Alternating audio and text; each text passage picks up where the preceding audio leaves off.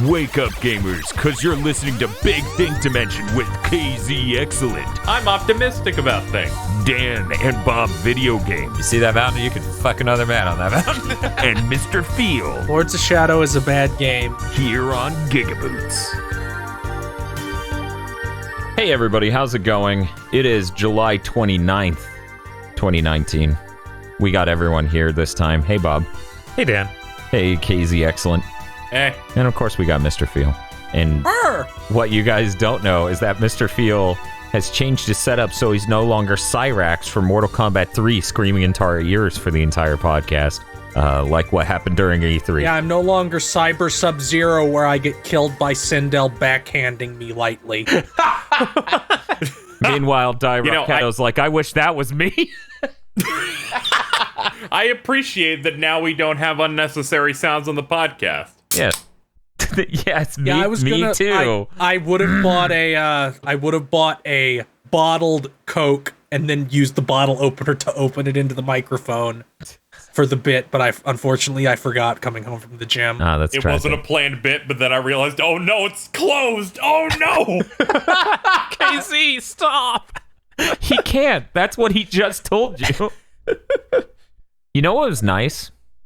What? That pre-recorded intro is very nice. I think it's extra fantastic because we've used almost identical phrasing before, but we said you're listening to about a video series on YouTube. It's the first time that it's actually been applied to an audio formatted thing. Hi. You finally made it. I finally made it to making sense. Well, you're ahead of the curve and realize 90% of people use YouTube videos as background noise. Oh man. So we are planning for the upcoming Lumulin episode of Curse Content Club that will feature one of his movies. It's still up in the air. He re-edited some of these and changed it. It is a good thing I caught this before we did a commentary track. What? He's not allowed to do that. I know. I feel like DLC? I feel like What he's is cheating. he doing? Did he fucking special edition these movies? No, it seems like if anything he did the opposite because only Interstellar Pinball Lives Forever is 7 minutes shorter now, and yes, that's the title of that film. What did you just say? Only Interstellar Pinball Lives Forever is a great movie. The only people who don't like it are weak. I watched a film with a friend once, and he looked physically ill by the end of that one. Was it Jeff? Yeah, it was Jeff. Okay, It was I thought Jeff. so. Jeff from Weeaboo. Is this dude secretly making Suspiria? What is Suspiria? That is troubling. Is he making Zathura? Suspiria is it's a Italian horror movie from the 70s that like almost doesn't have a plot, and you just sit and get assaulted by it for 90 minutes. You know, that I would say that's the best metaphor for the sort of digestive calmness I've ever fucking heard. That's this podcast. We just get assaulted for 2 to 2.5 hours. True. That is very accurate.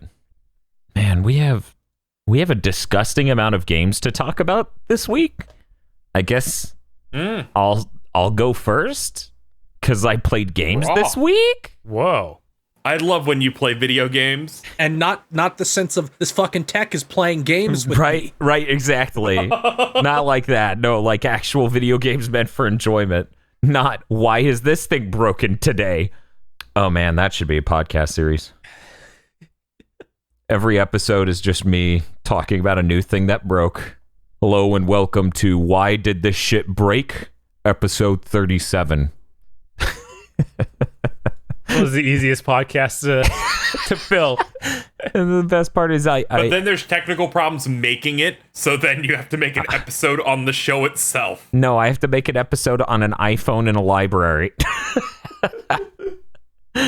But played some games. Mighty Switch Force Collection actually landed the day of this recording, but I don't know if it's launched on the store yet. So I hit up WayForward and I was like, hey, I want to talk about that on the podcast. Can I get a review code? They said, sure, go ahead. So I love Mighty Switch Force a lot, and I hate the 3DS a lot. So you can see why I am elated that this is now available on freaking everything. It's on PS4, Now, Xbox Dan. One, PC, and Switch. What's The up? 3DS is a good system. It pledged to us. It was on the Wii U. Yeah, no one wants to play a Wii U game in 2019. Nobody wanted to play a Wii U game in 2013. You could end it with no one wanted to play a Wii U game. Back in Wii U days, it was 0.0000025% of the populace who wanted to play a Wii U game. Nowadays, it's 0. Even people who have Wii U's don't want to boot them. But Mighty Switch Force Collection has Mighty Switch Force 1, Mighty Switch Force 2, and Mighty Switch Force Academy, which is a weird multiplayer spinoff on PC. For those who don't know, these games are kind of like action puzzle platformers. So you go through each level using a mechanic called, the switch mechanic, where it changes which blocks are existing and which ones phase out of existence. And you need to platform through a level. In the first game, capture 5 convicts and put them back in prison, and then make it to the end of the level. And there's like a par time limit, so that way, you want to get better at running through it and stuff. And you have like a little Mega Buster. And of course, since it's made by WayForward, you're playing as a hot blonde chick. Well, I guess Shantae's not blonde, is she? No. Okay. I don't think there's a transformation for that yet. Bimboification. It's okay. Playing as Patty Wagon, which I'm not convinced is not a reference to her giant ass. What? She would... What? WayForward isn't that kind of... Looking forward to River City Girls. Anyways, WayForward makes really good animation. So this collection comes with the original version 1, also comes with the Hyperdrive edition, which is the HD version for the Wii U. So it's got a more animated look with that, like traditional cartoon animation. And interestingly enough, you can unlock a pixelated Paddy Wagon mode in that. So you can play with the 3DS low-res sprite in a high-res, like, cartoon animated aesthetic. It's pretty great in that way. Like, legitimately, I'm not sure if you guys played Mighty Switch Force. Bob did. Him and I both enjoyed it. It's seriously one of my favorite 3DS games. Have either of you played it? I played some on the Wii U when people played the Wii U, and I enjoyed it. I thought it was fun. Last week, right? Of course. Yeah, Phil, given that you know her name is Patty Wagon, I assume you've played Mighty Switch Force. No, he just likes porn. I played a decent amount of 1, some of 2, and then I played like 10 minutes of whatever one the first one that came to PC. I think it was Academy. So that's Academy, where the whole shtick, I guess we'll talk about that next. The whole shtick with Academy is that the entire level, which are normally huge and scrolling, the entire thing's filling your screen space. So it's a single screen puzzle platformer. And weirdly enough, you can go into multiplayer, like go all the way up to four Paddy Wagons simultaneously, because Mighty Switch Force Academy takes place in digital cyberspace, and there are doppelganger Paddy Wagons. The way, we sort of talked about it in the quick play we did, which is up on the channel right now. It's like if Harmony of Despair was good, because you have all of the action in a single place, and the action incentivizes you to split up. You can all play on a single console too. I didn't think I would like that game, honestly, but I really enjoyed what I played of it so far, and trying to play it in multiplayer is a hilarious affair. Because, of course, when you hit the switch button, it's switching the platforms on your friend's side of the screen as well. Yeah, I'll just switch all of them by hitting one button, and everybody has access to that switch button, so you can really easily screw each other. So I really want to see that game in 4-player. It's like a nonstop Mexican standoff. Mamma mia. But yeah, I also, there's a versus mode I have yet to try in that game. Maybe we'll play that for an upcoming episode of the Weekly Beating. But it's a good port. It looks nice. It feels nice on the Xbox One. I still haven't tried it on the PS4, but I'm going to buy that later today. If you haven't seen that game, like any of the Mighty Switch Force games, I suggest checking out the quick play. But yeah, the second one is weird because they changed the mechanic from, you have a Mega Buster and you're shooting enemies while using the platform switch to platform through the level, to you now have a fire hose and everything's on fire. There are blocks you can spray out of your way.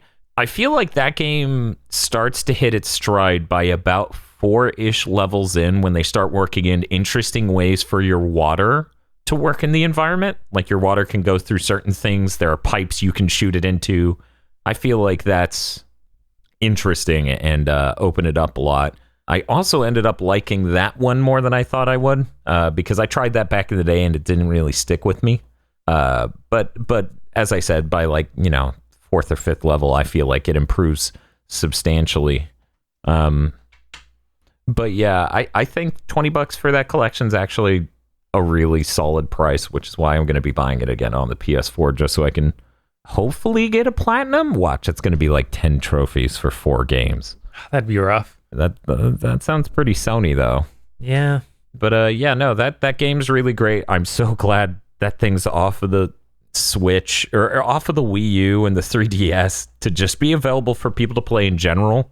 Because I felt like for a while there, in the pre-rebirth of Shantae era, WayForward games were really good, but they got buried on obscure platforms. Like they have a DSi game, they have a PlayStation Minis or PlayStation Mini or PlayStation. Yeah, I think it's a PlayStation Mini game. Yeah, they do. Yeah, Mighty Flip. What the fuck is a PlayStation Mini? Okay, It's a small PlayStation. It is not. So Sony had 2 digital libraries that they've shut down. People don't realize. One was called PlayStation Minis, which you could play on your PS3 or your PSP. And the other one was called PlayStation Mobiles, which you played on your Vita. And both of these were ways for developers to make indie games for these platforms that were a bit more limited and simple, but easier to do. And they didn't need actual, Vita dev kits to do or PSP dev kits to do. So one of the games they had was Mighty Flip Champs, which is actually a really great game. And I believe that was PlayStation Minis. And then another one was, what was it? Milky? Yeah, there's some sort of Mighty Galaxy thing. Let me try and... Mighty Galaxy Force. Now her butt's the size of a galaxy. There was that, wasn't the Mighty Milky Way, I think. There we go. Is. See, every time I try to remember it, I'm like, Milky Way Wishes? No, that's Kirby. Yeah, it's still just only on DSi. That's where that that's one only is. on DSi. It's really unfortunate. Ugh. What a grave to bury a body in. They also made that 3DS exclusive Mummy game. Yes, they did do that. I heard that was solid. I heard that was weirdly good. It would have been better if Brendan Fraser was in it. Well, yeah, that's anything with the word mummy in the title. Oh, apparently the Mummy game got put on everything eventually. Okay. Oh, did it? Okay, Yeah, the that's Mummy good. demastered. Yeah, Yes. in 2017 it got put on everything. Abbott and Costello meet the mummy. Also, Brendan Fraser's there. I saw somebody on Twitter saying that to continue the Mummy universe, they should have just had Brendan Fraser fight Dracula and that's all Yeah, the he just classic goes movie through monsters. Yeah, he goes through the I mean, Universal it's not- monsters. That would have been good. It would have been really Is good. that more stupider than fucking Tomb of the Dragon Emperor? No, it's a lot smarter than that. Well, because nothing can be that stupid. I can't even remember anything from Tomb of the Dragon Emperor because it gets conflated in my brain with Hellboy 3 where he fights like giant golden clockwork things. That was number 2 because they never did a Hellboy 3. Was? Yeah. Yeah, Oh, they never did a Hellboy 3. Yeah, there's a reboot We got a now. reboot that bombed. That's because it didn't have Ron Perlman in it. Yeah. But yeah, I don't know. You can't out Hellboy Ron Perlman. That's just impossible. I actually didn't watch Tomb of the Dragon King or whatever. Yeah, I haven't seen that one either. I stopped well before then. But yeah, we also played Umihara, which you talked about a bit last episode, Bob. Yeah, I don't think I have anything more to report on that. I feel like I covered basically everything I've seen. I did more stages, but the structure of the game has not changed at all. So Curly Brace in that is so weird. yeah, Curly Brace is really weird. Because There was a freaking a level for hers that was like 15 minutes long. I was going insane. the best thing is, wasn't that the level called Cavern Story? Yes. It was a 1-to-1 remake of the entire original Cave Story, right? No. I wish that would have been really cool. It would have. Instead, it was just a really tough platforming level.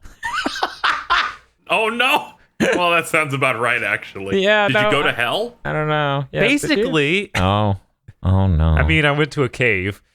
The cave was really annoying and dark. Was there a toaster / lunchbox? He did show up. Good. Balrog's great. He delivers some of the same lines from Cave Story, so you can clap. Very clappable. But yeah, that game seems pretty neat. We also did a quick play of that, so people could go check that out if Bob's description from last week wasn't sufficient to fill in your mind space with an image of the game. Did we play anything else this week? Oh, wait. We played Blazing Chrome. Oh, yeah. So Blazing Chrome's fucking amazing. If you like Metal Slug or Contra, you should absolutely go play this game.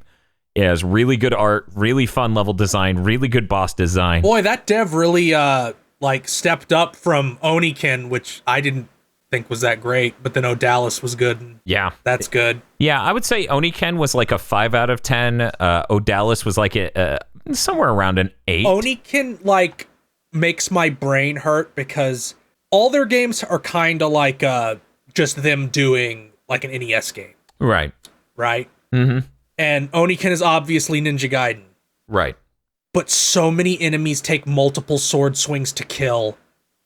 Yeah, Oniken has a number of problems with it, from the level design and like you were just saying with the enemies of like there's a bunch of stuff like that where they really didn't nail it. They still use Ninja Gaiden enemy level design where it's like that enemy's taking up that entire platform.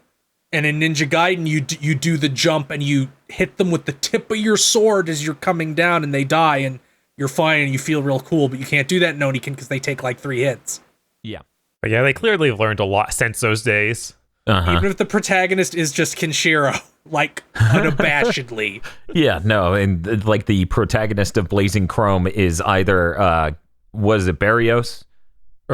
Yeah, Barrios is the male. Barrios is the robot from Appleseed.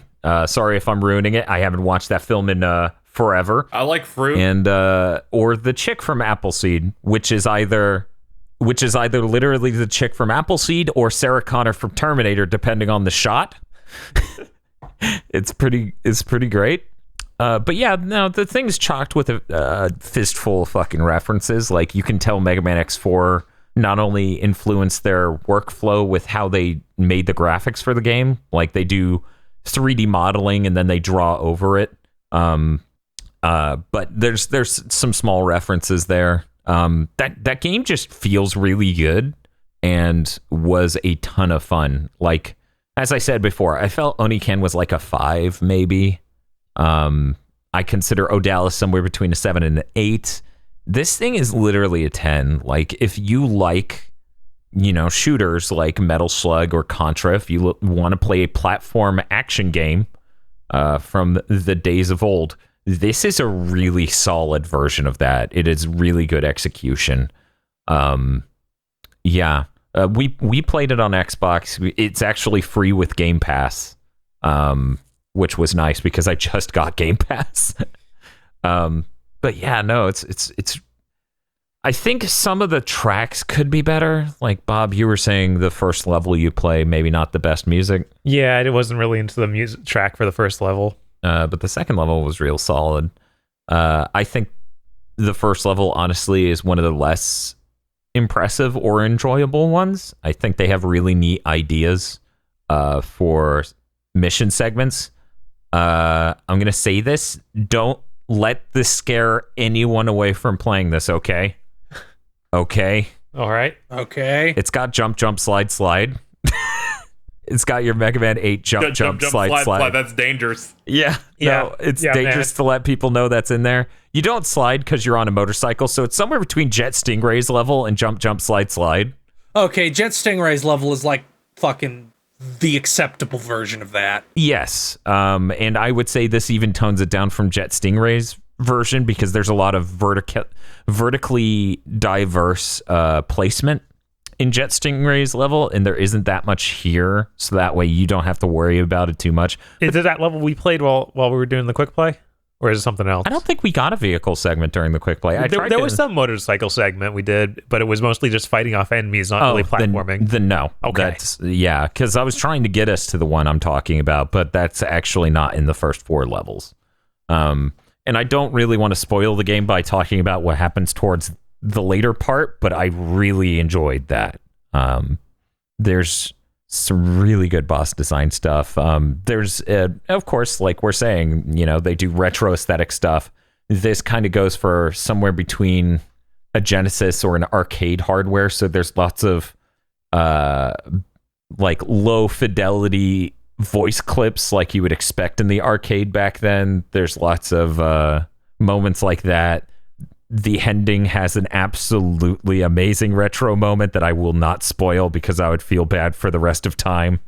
But yeah, no, Blazing Chrome's really solid. I didn't expect this game to be that great for me because even though I like Odallus a lot, I wouldn't say that game was a 10. And then Odallus, for those who don't know, Odallus is actually a Metroidvania-ish thing. Like it's somewhere between a Classicvania and an Igavania. Yeah, it's somewhere between a Classicvania and an Igavania, though. So it's weird in that you don't feel like there's some stuff to revisit some of the levels for. And keep in mind, I'm trying to remember this game I played like 4 years ago or something. But it feels like it's more. I always thought of it as like Castlevania 2, but sane. Yeah, that could be a good way to describe it. There are selectable levels, if I remember correctly, so at least it cuts out a bit of the structural problems of Castlevania 2, of like, this city's underground. Yeah, there's separate levels, and sometimes you have to go back multiple ones. Mm-hmm. Yeah.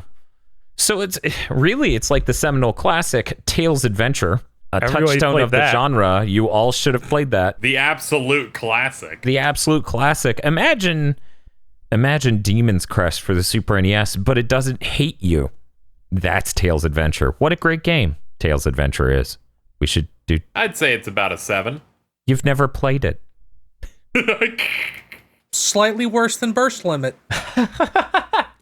I'm starting to doubt he even played that. He's got a sticky I note have of 2 7. lists. I have the meme list meant to harm you, and then I have the real list. Do you? Yes.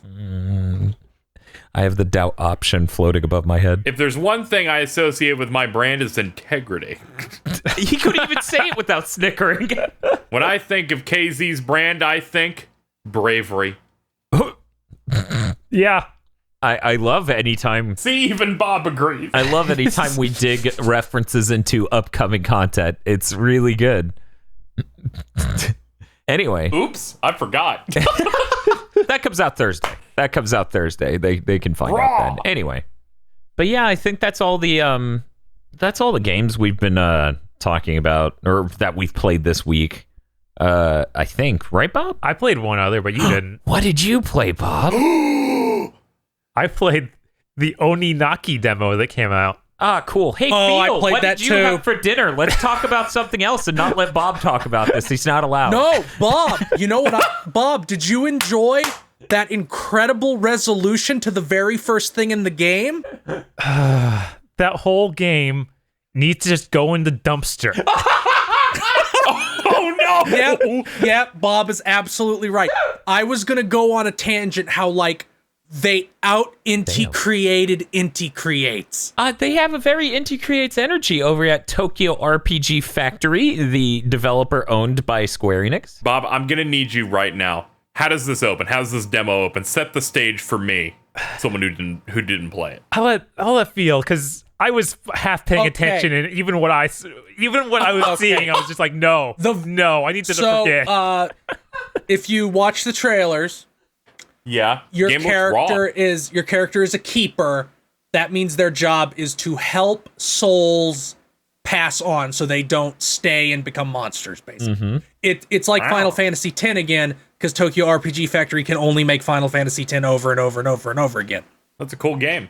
Not really, but okay. So the very first like soul I'd you give it a meet 9. is a kid, and he's like, I want to see my parents again. I got to make sure they're okay before I go. And they're like, okay, I'll take you to see your mom and dad. So you take them to see their mom and dad, and the kid freaks out. And in a game written by a human, Oh no! there would be some sort of resolution that made sense. Like the parents, Oh, and by the way, no, nobody's allowed to grieve in this universe. If you grieve, it fucks up the dead. Because the dead feel bad that you're grieving for them, so they become monsters. So everybody, which goes back to the Final Fantasy X thing. Yeah. That's like the very first thing before you even get to actually play. It opens with a flashback to the protagonist's parents dying and him being told, "You can't be sad, son, or it'll fuck up their souls." And like, wow. But good the writing. FF10 thing makes sense where the monsters in that are made because, like, dead spirits just get angry. Like, they're mad that they're dead and then they become monsters. This, it's like, don't be sad for the dead. They'll become monsters? Yeah, it's if you're sad for the dead, the dead will regret making you sad by dying, so they'll become monsters. And then probably kill you. So anyway, you take the kid to see his parents, and he's like, "I don't want to go. I want to stay with my parents." And there's like two sane places this development could go. Like, if it was made by humans. It was made by humans. One is the kid becomes a monster and you have to kill him, and it's very sad. I feel like that would be we'll call that route Inti creates. Yeah, okay. And Root the other is the kid gets talked down and accepts that he's dead and passes on. In this, his parents turn to you, the protagonist, and go, "I can't let my son be alone," and they both turn around and like, "Kill us, protagonist, so we can be with our son." And then he does. Yeah. Yeah, no, it's upsetting. It's like you bring the ghost kid there to them. You shouldn't even tell them the ghost kid is there, but you do. Thus leading to, oh yeah, he's really sad. And then they want to kill themselves immediately. This is like a parody. This is a parody of like things that happen in JRPGs. It's like, "I can't let dear, we can't let our son be sad anymore. Please cut our heads off, big, strong protagonist man." Yeah, Your son's a ghost.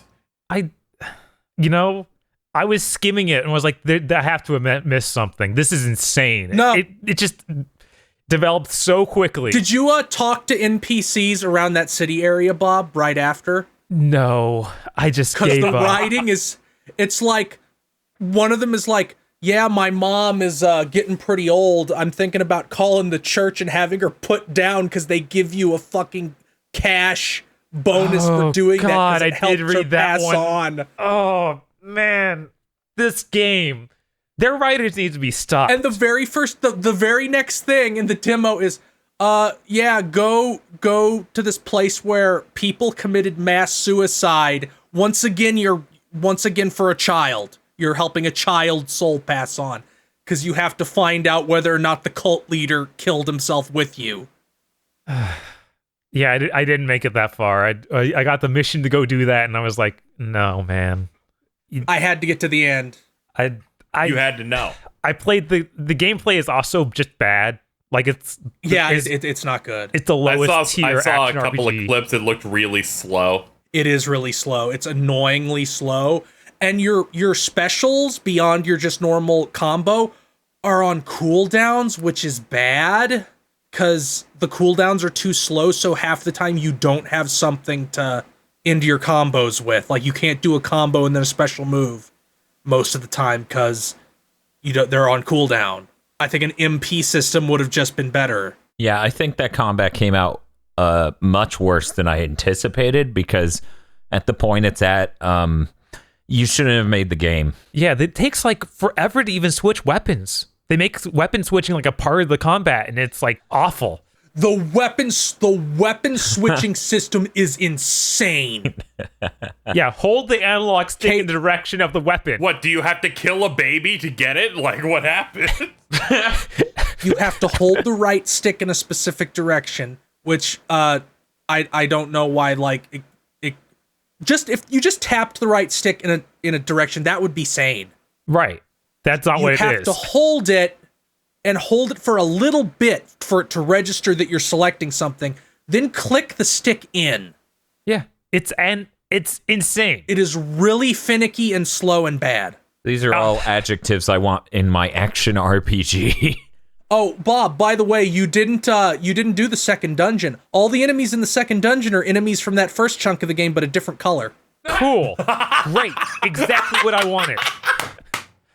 Also, when you switch weapons... What do you mean they ran out of fucking content that quickly? You have the death penguins, you have the butterflies, and you have the third one that I already forgot what it was. Are some of these recycled from their previous 2 games? Because I noticed that. I don't fucking know. Because I noticed when I saw footage of Lost Sphere that some enemies are just ripped wholesale from I Am Setsuna. Really? Oh, speaking of that, KZ, they already use every single area in this game twice.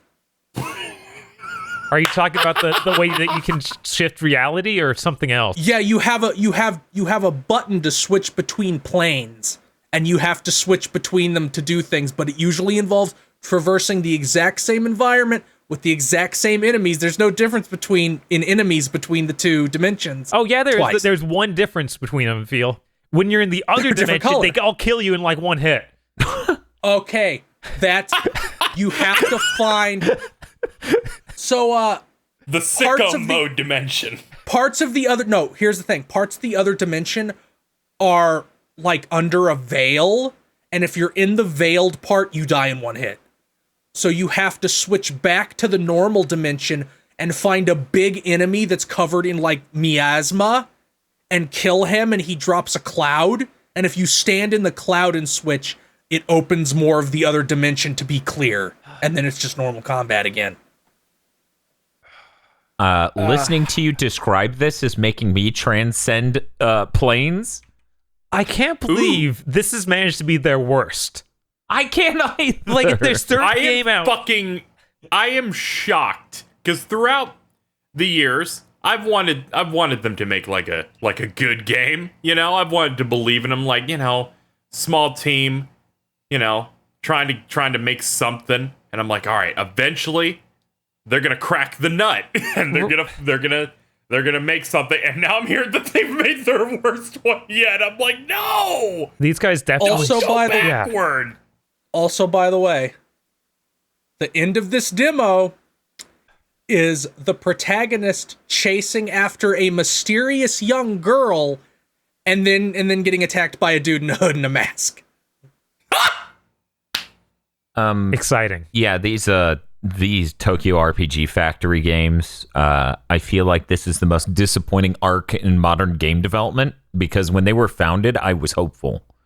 And remember that press conference where they like had a very nice I Am Setsuna like little. There was no footage of it. They're like, we formed this team to try and, you know, make some more classic RPGs, and I was optimistic. And even though I found that game incredibly bland, I'm like, if they can build on this and, you know, iterate and have more than one environment and buy more than one piano that doesn't peak, then maybe we can get something here. And yeah, I don't. No. It's so sad. Like, it's supposed to be their team of fresh young faces, and somehow they found the worst writer in Japan.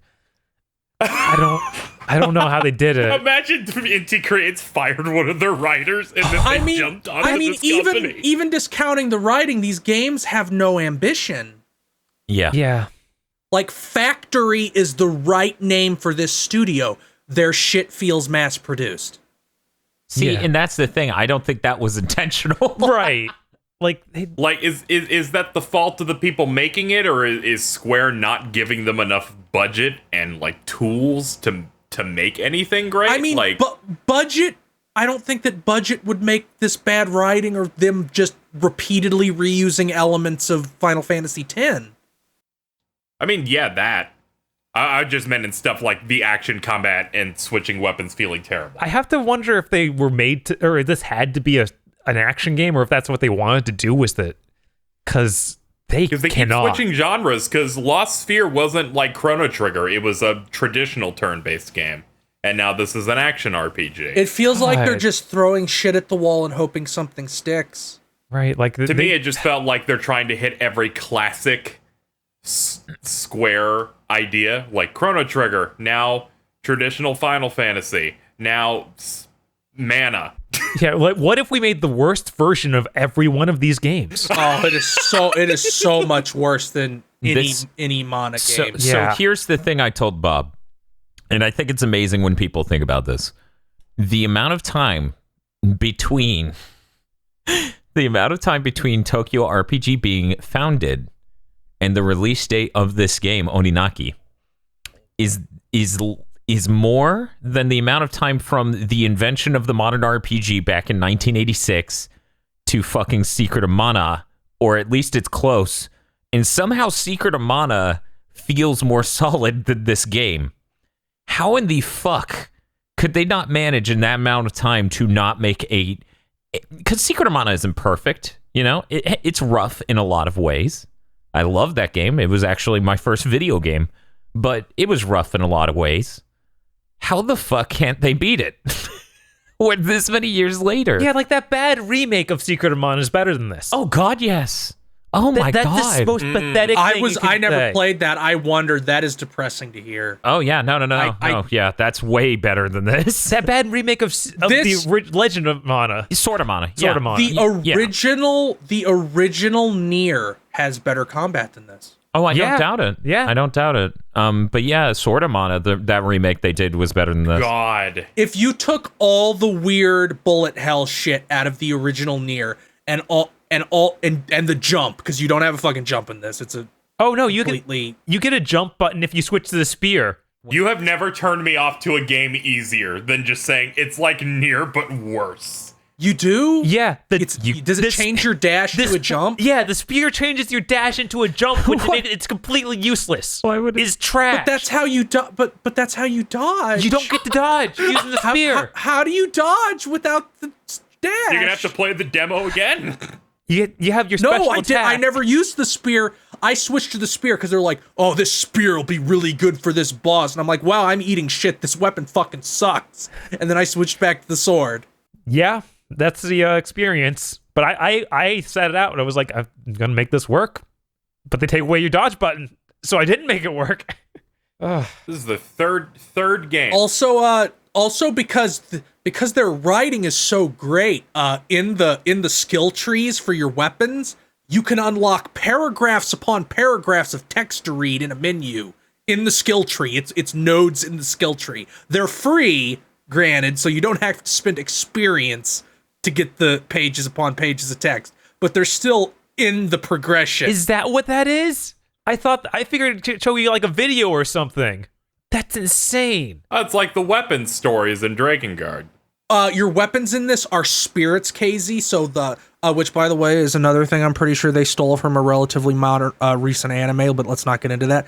But your weapons are spirits that aren't monsters, but also completely forgot who they are. So they're like weapon spirits now. So you bond with them, and the spear one looks exactly like Yu's persona from Persona 4. It's really fucking blatant and kind of shameful. Amnesia's cool. So you get their memories back through their skill tree, and I read one, and I'm like, that was bad. And it was like 2 pages. Why'd you do this to me? So, Bob, Feel, I have a question. I need you both to take a side on this, okay? Inti Create's latest game, Dragon Marked for Death, is $15 at Best Buy right now. That already got fixed. Oh, There's really? A pricing error. Oh, of course. No. Man, they priced it at what it should have been on accident. Oh, what a shame. Do you think that game has worse writing than this game? No. Having worse writing in this game is nigh impossible. I was not kidding when I say they found the worst writer in Japan. Feels flabbergasted. He doesn't know how to choose. Yeah. I'm almost certain Dragon Marked for Death is slightly better. I feel like, not by a lot. Yeah. But it has to be at least some. I feel like Inti Creates forms our own Godwin's Law, where the longer we talk about bad games, we eventually compare them to Inti Creates. Have any of you guys ever played Chantilise? I think I played that on PC. One moment. It is a 2006 Dojin game that got localized that a game was while. neat. Got localized a while back. How do you spell That game is a fucking million times better than this. Yeah, absolutely. It's on Steam right now. Chantelise. It's Chantelise, Bob. It's like one of the simplest action RPGs. Oh, yeah, and Yeah, it's a million times better than this. It is. Did we do a quick play? We might have done a quick play. We might have done a quick play. I feel like we did. Yeah, no, this game is infinitely better. I think I've owned that game for a decade or some shit. Yeah, it came out in 2006. Yeah, we did. Gurumen, which is another really simple action RPG with a really, really low budget. I was going to link it in the description. Our Chantelise quick play is from 7 years ago, Bob. Maybe I shouldn't. Probably not. It's probably not a good idea. No. It's a good That's video. also better than this. The video? Yes. I haven't seen your video. I'm going to give it an 8. Yeah, that sounds on brand. I was really serious when I said worse than Nier. Like, it has the same, this feels stiff and shitty, but in Nier you had the bullet hell stuff to kind of make your brain turn on. And in this you just have nothing. Also, you just pick up like a spear in Nier, and then you can just kind of coast through. You have a devil trigger button that's only used is to make you die. What? Because you no longer get knocked back by attacks, but you also have almost no iframes after you get hit. So you just eat shit super fast when you're in your powered up mode. You know what I like? I like that both of you played this, but Bob was so repulsed he knows almost none of what's in that demo. Yeah, But no. you were so repulsed you had to know. I had to know. I had to at least get to the end of the demo. It was. I rarely find something Also- so aggressively bad I won't finish the demo for it, but that was definitely Also, it. not only is the combat slow, every single thing has too much health. Yeah. Like, if I have to do 3 full combos on a small enemy in a room, in a fucking combat room where 4 waves of things spawn. Man, this really is an inty game. Oh man, that is bad. That's when you know the combat isn't there for the enjoyability of it, and it serves more as like filling out time. Yeah, it's padding because they make it take longer than it should. I don't know why. Why did they not just make this? Well, because you're the only character, so they couldn't make this a normal RPG. Yeah, how did this get greenlit? Like, why would they think they could make an action RPG? Someone should have slapped them and been like, "No, you can't." The other two did okay. Tokyo RPG Factory is the Adam Sandler of RPG developers. No! See, here's how this works. It gets greenlit because these games do pretty decently. When you compare them, they're like $20. But I imagine it doesn't cost them a lot to make these, and they're making a decent amount back. This absolutely does not have a high budget because the visuals, because this game has real cutscenes. It's not like I Am Setsuna where it really stuck to the like the Chrono Trigger presentation. Like, the camera will zoom in and it'll show characters, their faces as they talk to each other and stuff. This looks like an upscale 3DS game. Like, it looks like if you took yeah, that's what their other games look like. Legend of Legacy or whatever and upscaled those models. It looks worse though because, well, it doesn't. There are 3DS games that look way better when upscaled, like the Bravely series and Alliance Alive and Legend of Legacy. All those games look worlds better. I've seen footage of like people upscaling even Pokemon games. Oh yeah, no. And making that look good. Some people like removing the outlines from them. Yeah, Sun and Moon looks incredible in 4K. Oh, like Nintendo with Let's Go Pikachu and Eevee. Yeah.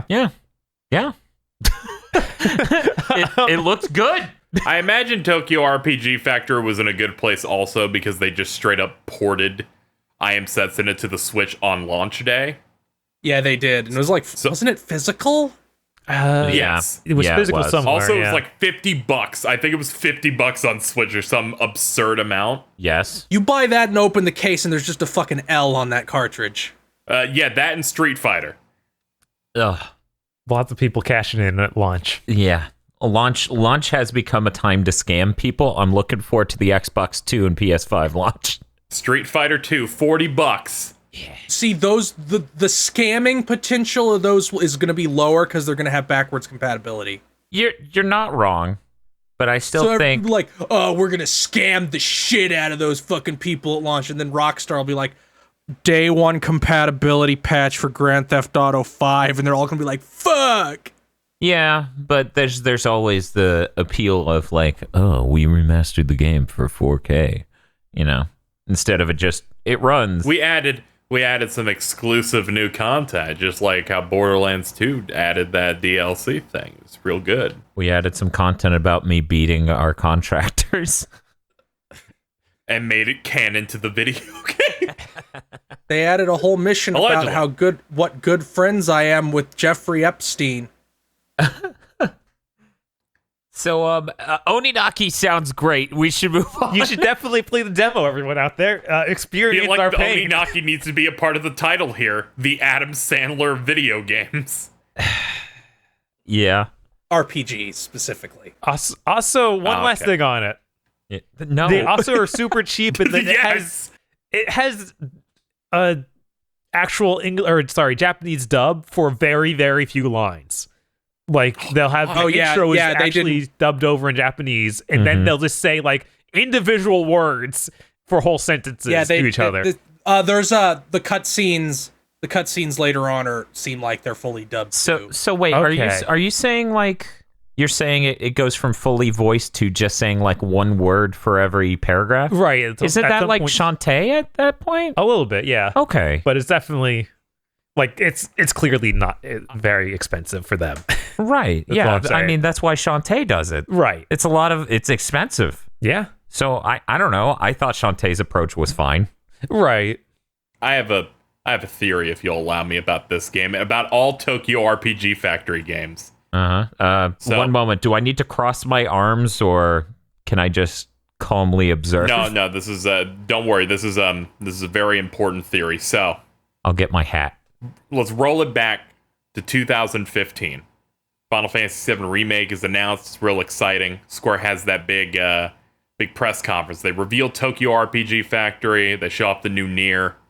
Kingdom Hearts 3 is on a new engine. Exciting time.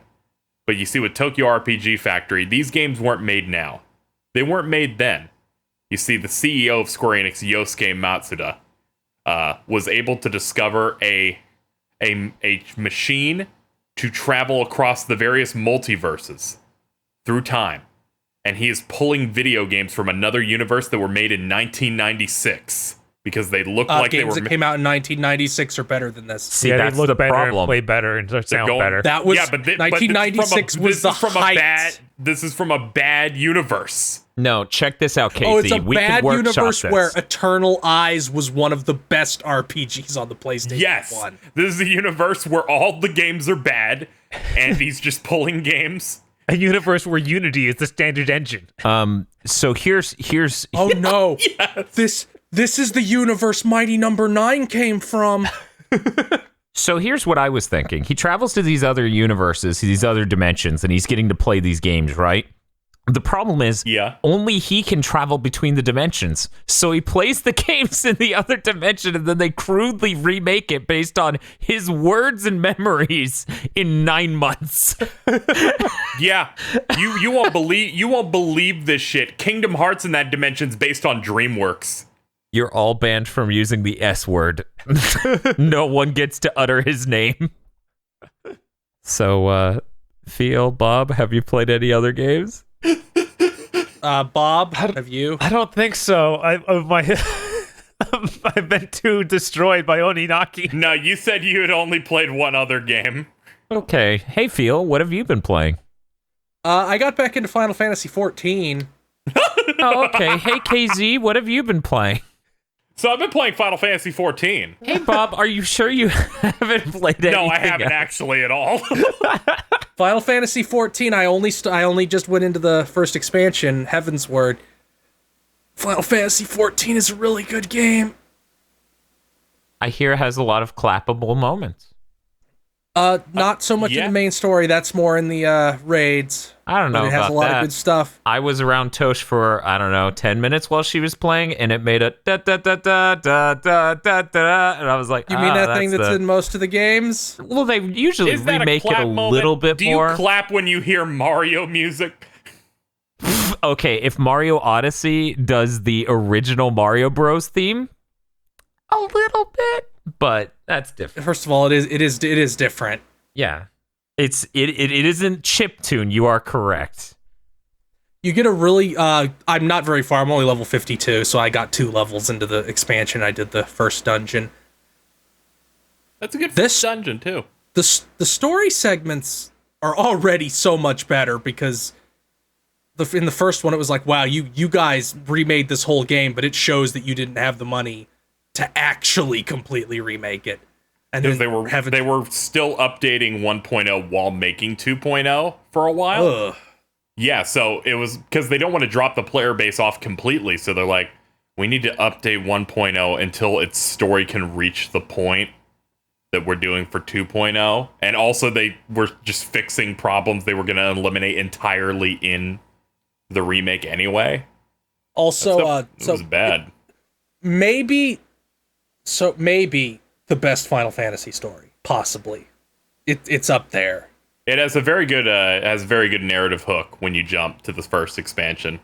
Also, it's really funny, like because the localizer team and the developer team are like best friends. There's actually an entire dungeon that's just the wall from Game of Thrones, because apparently the localization team just took Game of Thrones over to the development team and like, hey, we like this.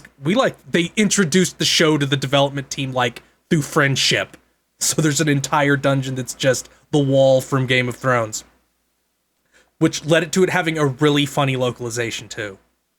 Yeah, the localization has a lot of really good jokes and references, like with quest titles and. Oh god, the quest titles! Every time I see the screen cap of the quest where you have to kill Great King Moggle, the evil king of the Mogs.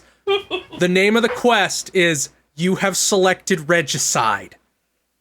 What a fucking good game! A lot of really good pun quest titles, like Ifrit Bleeds. I also got to play more Mario Maker 2. Ooh, that's very fun and pleasant. I don't think I like Mario Maker 2 very much.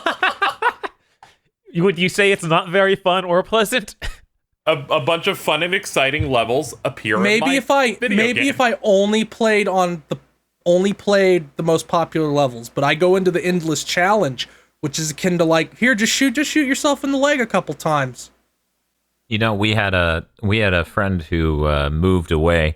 He used to live around here. He would boot that so often on the original. Yeah, he'd just come over here and be like, "Hey, Bob, you want to play this with me?" I'm like, "No, I don't." It's always no for Bob. I have to be in the mood.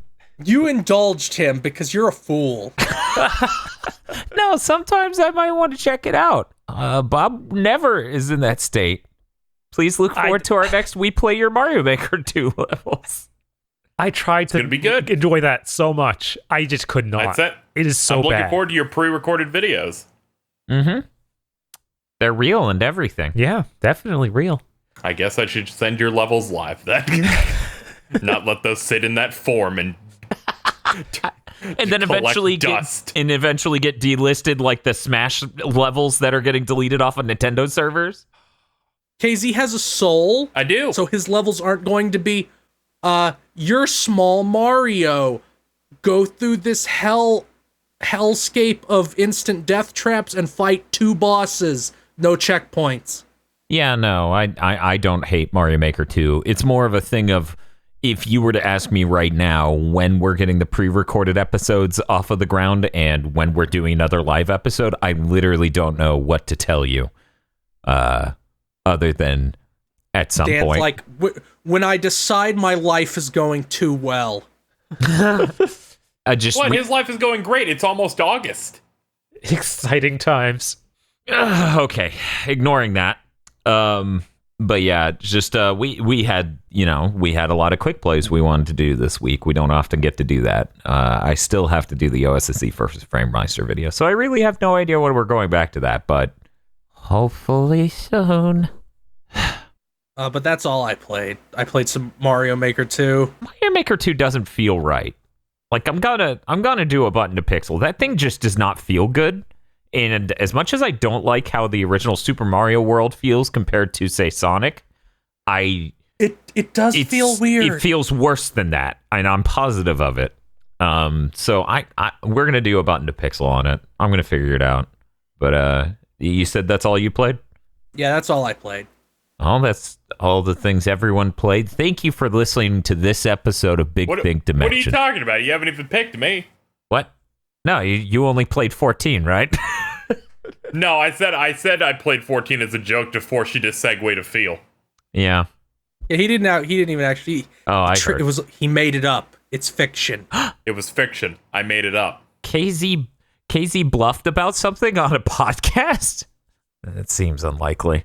KZ. I mean, I revealed the twist of it as I said it. So yeah, no, I heard. Discord is a wonderful program, as you know. What else did you play? All right, I finished up all of the recording for my Final Fantasy 15 Let's Play, so I thought I'd talk about it a little bit on this podcast. Sure. And give my general feelings on it. So, for my LP, I went through and I included all of the season pass content that game had on top of the additions it got in its Game of the Year edition, and kind of like put it together, which was like a good mix of stuff because it had the character DLCs that were shamelessly cut out of the main game, like when a character says, "I gotta go leave." Okay, why? Yeah, when gotta go leave. when what the hell's his name? Gladio. When Gladio's just like, I gotta leave, and then gets on the bus marked DLC. He does. And the bus drives away with an additional scar. They're like, "How'd you get that?" He's like, "No, you should have seen the other guy." And that's literally all they have in the main game talking about it. And then later in the story, Prompto falls off the train into the DLC truck. You know, that sounds like a really great game that leads into a bunch of other things that definitely were going to happen. Now, KZ, did you take some time to drive the boat? I did not. The completely pointless boat. I heard about that adding the boat section. 100% frivolous. That you can dock in two places. Mm-hmm. You can't actually go anywhere with the boat, but you can drive it around in this chunk of ocean and do nothing. No, you can drive it around, and I believe you can use it to fish, but you can drive it around, and then one time, I think like Bismarck will jump out of the water and then go back in. But it was cool. They give you that boat. I'm surprised it doesn't instantly kill you. How much shit in that game instantly kills you? Exclusive to Royal Edition, which was their last big, the last time Square allowed them to actually add to the main game. So I went through this. The DLCs I actually really like because they're a lot more focused. They feel like they are not hampered by the design of vanilla Final Fantasy 15. They're also not hampered by Tabata being a tired old man who doesn't let good gameplay be in his games. Okay, so things were looking bad when this game was being developed. And he's like, hold the button to attack. But when I saw that interview blurb where they said, in normal action games, the animal will usually give you a tell to let you know that it's about to attack. And Tabata said, no, make it realistic. Watch videos of real animals and do that. Make my game bad. Look, you should always be holding the block button. It's a phase, Bob, it's a phase button, so you dodge. Oh, yeah, I'm sorry. Somebody went and found, like, I've seen hitbox GIFs from this game. Those have the to be enemy attacks. No, I never want to see that. They are nightmarishly fucked up. Like, they are, you could not, if that button was a normal dodge, you'd get hit by every single thing in the game. Because one of the big problems with this game is, and you don't get it immediately, where the block mechanic in it. A big block thing appears in the middle of your screen. You can hold the button and it puts up a parry stance. You blocked the thing. Then if you hit attack right after, you can do a counter. And you're like, that's great. oh god, this hold it thing exists because there's no way to see the enemy doing anything. They're like, all right, our AI is programmed to attack you 3 seconds from now. Be prepared, because if you look, you won't notice. Yeah, other games, like, if you're not looking at an enemy, they won't attack you, or will attack you a lot less, because they realize getting your shit smacked in. Or there might be some sort of audio cue, or anything. Anything visually to let you know. And this game really doesn't... It has it to a degree with, like, human-type enemies and some smaller animal-type stuff. And that's where the combat feels approachable. And I play it and I go, yeah, this is an ideal, but I'm playing this and it makes sense. But then you fight a giraffe and then it kills you in one hit because it attacked you on frame 2.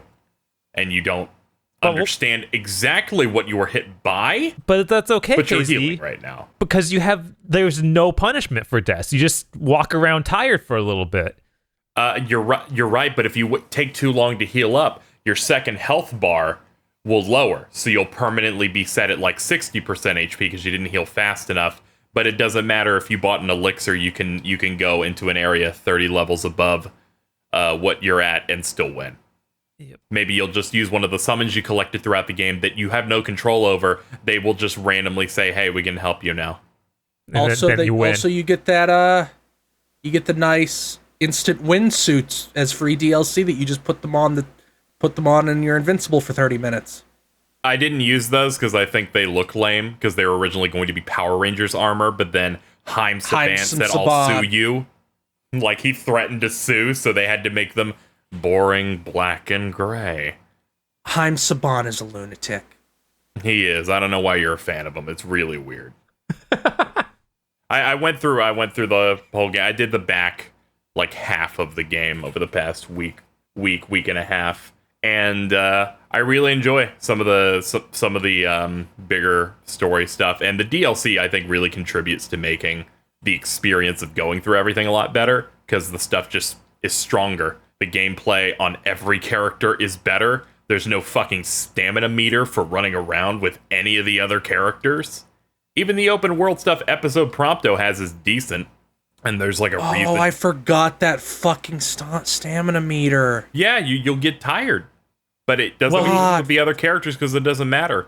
Gladio, actually, his entire combat thing is based on enemies that have unique tells and visual indicators on when they're going to attack because he's all about blocking. Gladio just parries. has press a button to do an attack like a real video game. Weird. Yeah. Yeah, like his whole thing is if you time your block right with no visual indicator, you straight up build his rage meter and then his damage multiplier goes up and then it just becomes a thing of keeping him at a point where he's just doing quad damage the whole time.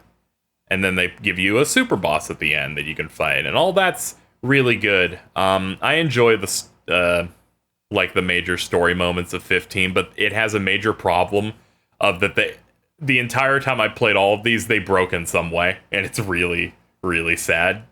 Where, because this is an open world game, you can become so strong that the game's AI can't catch up with you for the scripted moments to happen and feel right. So it's like, you drain its health is at 0. You've been beating on him for an additional 10 seconds. Its AI still isn't ready to do the scripted sequence it has to do to be cool. And I'm cool with the scripted sequence to be cool. I would just love it to work. And they added 4 or 5 boss fights and an entire brand new final dungeon, and most of it really, really buckled for me. It's like a much dumber version of the Bloodstained thing where, no, the boss isn't ready to die, so it can't die yet. Get fucked. Every boss instead of one. Yeah, it was just struggling, because the Royal Edition of the game takes what the original final dungeon of FF15 was, which was 2 hallways and a castle area, and expanded it into a mini open world with additional side quests, bases to fight, 4 additional story bosses. Yeah, which are actually pretty cool. Yeah, 3 of them being incredibly neat that kind of give you your final moment for each of the other party members. to the point where Man, they have AI cool moments where when their HP gets low enough, you switch to that character.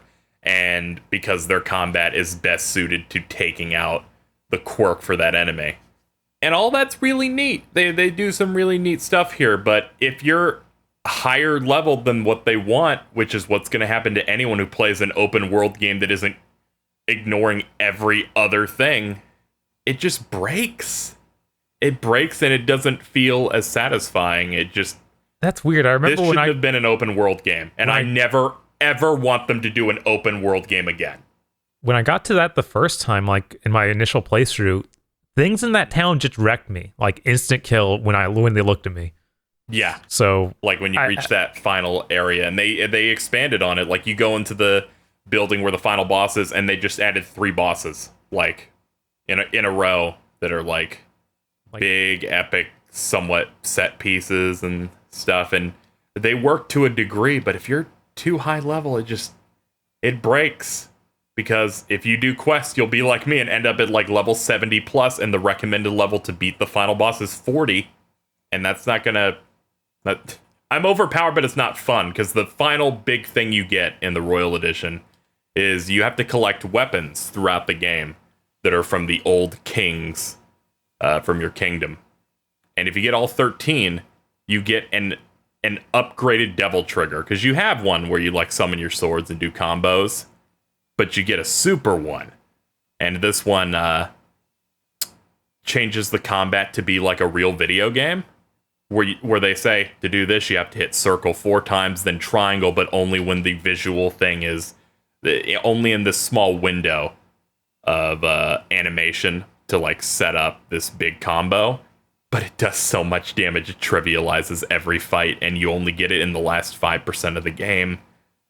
So if you use it, you're making those fights not engaging anymore. So they actually put in something cool, but you can't really enjoy it, like, at all. Because if you do, you just killed that boss in 40 seconds. That sounds better than the alternative of playing that game.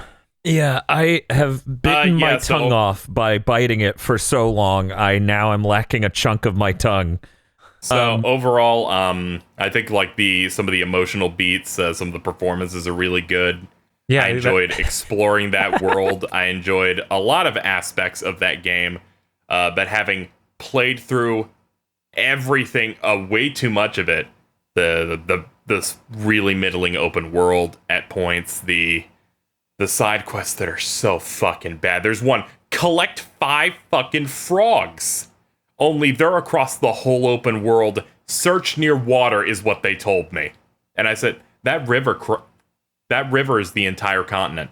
It crosses the whole continent, but you're just telling me to search fucking the water. And you can't even swim, so you have to drive around and find a way to hit the other side of the river. Yeah, you can swim with the chocobo, but only select parts of the water. So it's like they didn't even finish the So my real, if I was to give this a score that is real and genuine, the KZ genuine score, I give it like a 5.5. Yeah, like it's above average. It's such wasted potential. And then when I play stuff like Kingdom Hearts 3, I go, what the fuck happened? What happened is they had to make a game in 2 years with pieces that already existed. Also, Square should never do an open world game again, because that means that there's more of a reason for combat to not be a priority, and combat needs to fucking be a priority if they're going to make an action RPG. I mean, I don't think you have to have more segmented level design for Kingdom Hearts 3 style combat to work. I think you can't use the Luminous engine, is what we all discovered. Yeah, possibly. Who knows? They got that new IP. Who knows? I feel like the Luminous engine... It's going to be so funny when the first Luminous Studios game comes out on Unreal 4. Yes, it is. I feel like the Luminous engine prioritizes... If that happens, I'll fucking laugh and think that that's great. Have you played anything else, KZ? No, that's about it. But yeah, I found myself really disappointed with how that game turned out, because it's a game I really wanted to, be so much more than it could be, and just priorities were not where I think they should have been. And the fact that the second season pass was not focused on making that game better, but was based on a completely different what-if scenario where the entire ending is completely different with a completely new antagonist. Yeah, what if we wrote something instead of nothing? I feel like they wrote something, but then they're like, let's write something better. And now that book's out that says everything they wrote, you don't want what they wrote. I didn't want what they wrote the first time because it was on a napkin. You really don't want what they wrote the second time. There's no way that what they wrote the second time, Bob, is Tokyo RPG Factory content. There's no way it's that bad. Let me put it this way, Bob. It's literally, there was another secret mastermind who actually orchestrated everything. So it's the first ending again. Right. Fucking great. Fucking incredible. How resoundingly different. It wasn't Chad. It was Charles. Charles Entertainment Cheese Rose, and now the female lead has demon powers. God! That would be something for her to do, right?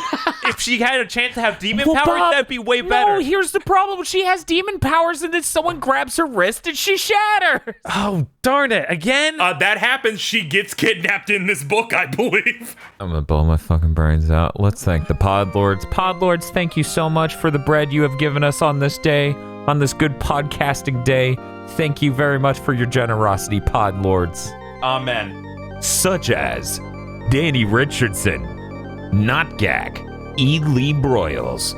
There's nothing wrong with the Wii U.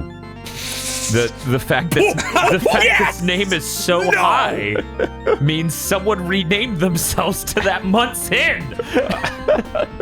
Motherfuckers. Crimson, Corey Brown, Dank Mormons, Red Blaze 27, Jucifer, Suzushiro, Matty Mo, Zavik Walker, the Nostalgia Zeddy, Cringe before him. and Emperor Zero. Thank you very much to our Podlords. Bless us, O Lord, and these thy gifts which we are about to receive from thy bounty.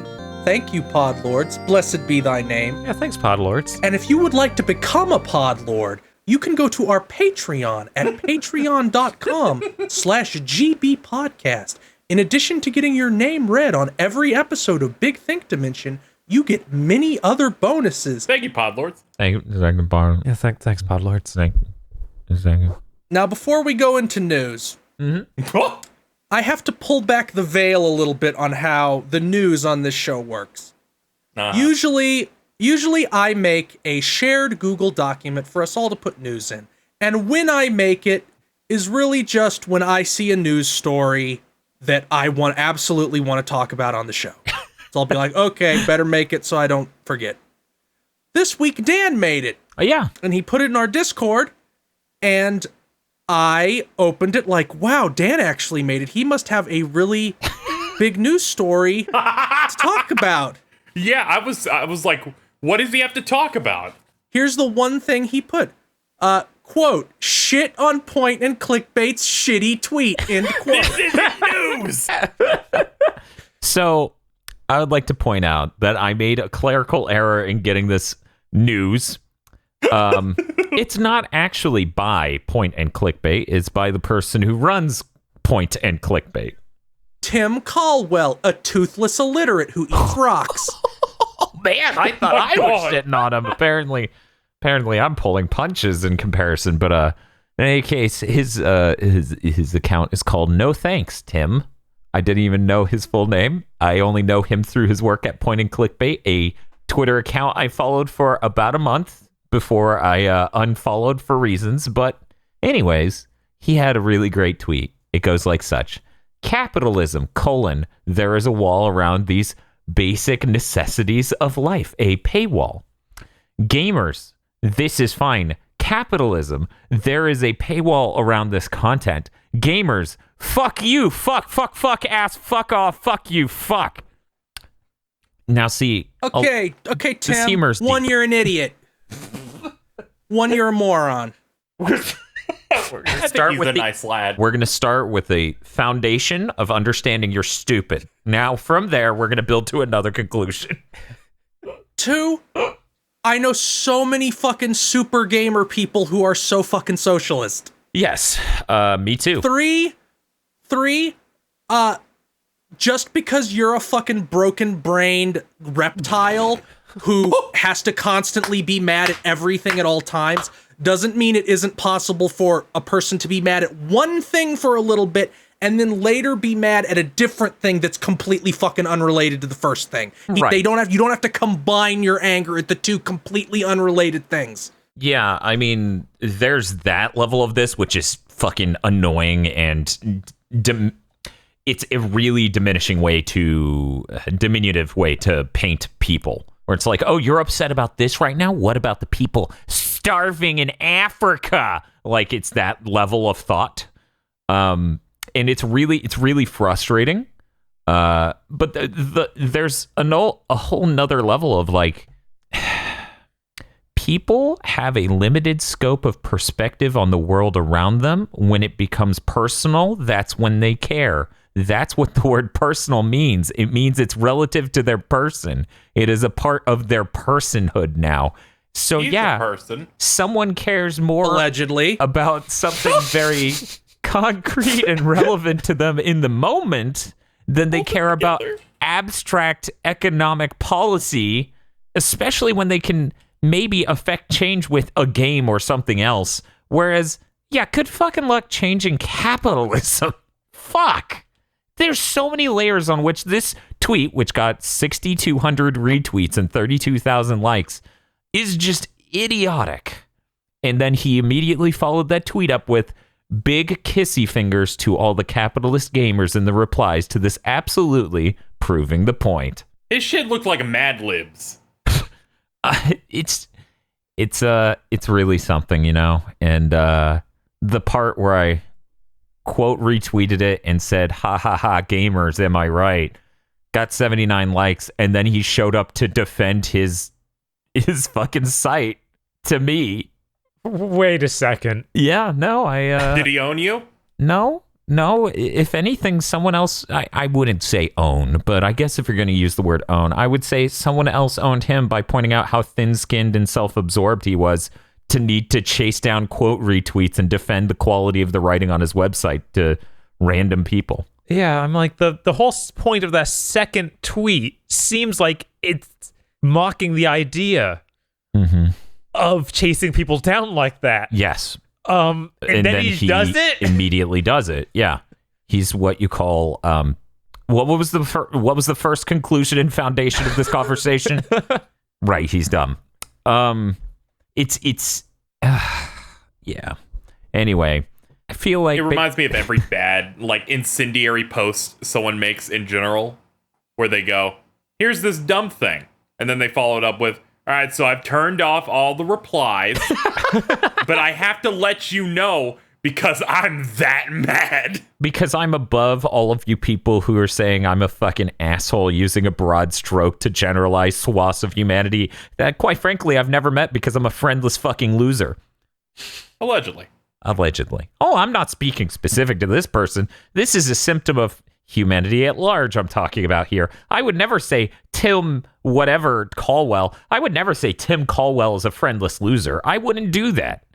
I don't know the guy. Yeah, you wouldn't call him a lizard. Yeah, I wouldn't call him a friendless lizard. Because I don't know the guy. I just know his work. I don't even know his work. I just know he made a bad tweet. I like how he ostensibly runs a comedy parody gaming news website, and in the past couple months has written 6 variants of people should be mad at Kojima because I don't like him. 6 times. Oh. Hilarious. How exquisite. Hilarious even. Anyway. I do like how Play for Real Gaming, which was the original, gaming version of The Onion, fell off the face of the earth for I don't know why. And then Tim, he was so happy it was his fucking time. And then nobody liked him because he isn't funny or likable. And then Hard Drive popped up and just ate his fucking lunch instantly. Yeah, I'm actually... I like Hard Drive. This is a good opportunity to talk about... Hard Drive is actually legitimately funny and doesn't have a drenched overtone of, fuck these people I don't like, I'm a petty asshole. Let me put it this way. I said this on Twitter. Tim Caldwell has never written a single thing be it tweet, article, because he's written articles for Polygon, because of course he has. Oh, I didn't even know that. Or his site that didn't sound like they were written through clenched fists, teeth, and tears. It's hard to type when your fists are clenched. He must have like a really good handicap accessible keyboard. Yeah, no, not a fan. Not a fan. And it wasn't like I read one thing from him and decided I hated him. I literally followed that account for about a month.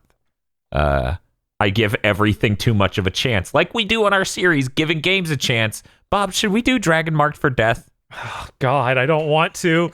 If it was $15 a pop, it wouldn't have been that bad. But if it's $50 a pop, never. Okay, that's fair. I don't feel like we need to... I have a question about that. I was going to say it during the Oninaki bit. Yeah. Bob, what do you think is more raw for me? Dragon Marked for Death or Oninaki? I mean, indie create games sometimes still have a lingering aura of being raw. A lingering will of rawness. Yes. Like, those designs are cool. Sometimes. Yeah. There is, like, Blaster Master 02. Fuck the story of that game. But at the end, the rival character who wears a mask and is like an edgelord because he lost his little sister guidance character shows up to Earth. Shows up to Earth and is like, a distress signal from Earth. Heh. Guess this time I'll be the hero, and then goes down to land on Earth. That's kind of raw. See, conceptually, I'm getting excited. Maybe I'll launch that game. Oh God, you bought it. I forgot. Yeah, remember I bought it on the podcast. Yeah, you bought it during the podcast to own While you. I was talking about it. I made the tweet. There was discourse. I was terrified that you bet you had bought Dragon Marked for Death. Oh, no. No, I don't even know what that is. That's good. You can keep it that way. It's their multiplayer platformer that you apparently need 4 people to even be remotely.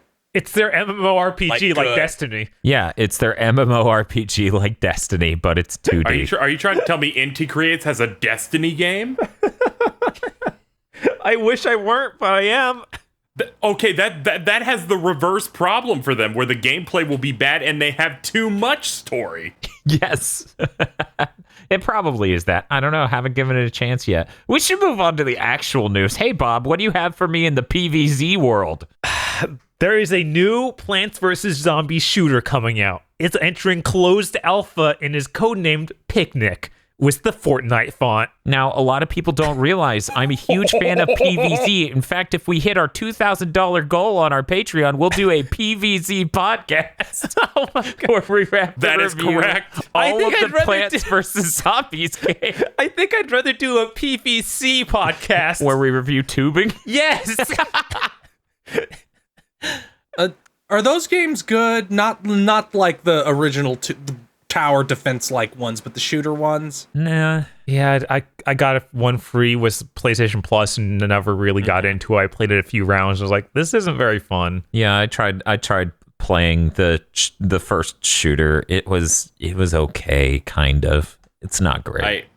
I heard a lot of people liked the second one a lot, and that the first one was hampered by microtransactions of some sort. Yeah. I think the second one has that problem too. I hear nothing but... Both of these are EA games, so I believe you. Right, like... Yeah. It sounds like they're just... Checked out. Really close to being an acceptable game and like would be a good game for kids, but it's just not. In some horrible way. And probably like microtransactions. That does feel like, obviously we can't sell Battlefield to... babies. Let's make like a technically non-violent Plants vs. Zombies style game, but then they botch that because they have to have those microtransactions in it. And then they botch Star Wars. Yeah, it'd be great if EA's output wasn't bad Battlefield for the last 10 years. So we're getting a mediocre Fortnite with a Plants vs. Zombies skin. Probably. That's almost certainly what this is. Because why else would you use the exact same font? I don't know. Like, it has to be to trick people, just at the base level. What? That's what they do? I mean, I figured they used the font for the teaser. I didn't think about, like, the logo's literally going to look identical. Oh, God. It's the same thing as, like, those third-party toys. It's like, this is from the Star Wars series. Yeah, the ball. What did they call?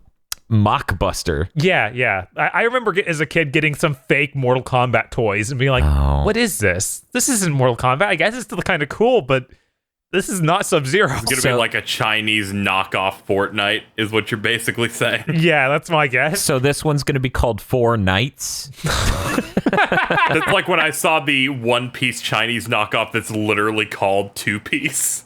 Oh yeah, I've actually seen that too. That was really funny. The Plants vs. Zombie logo is going to be ultra tiny up above the big Fortnite logo. Uh-huh.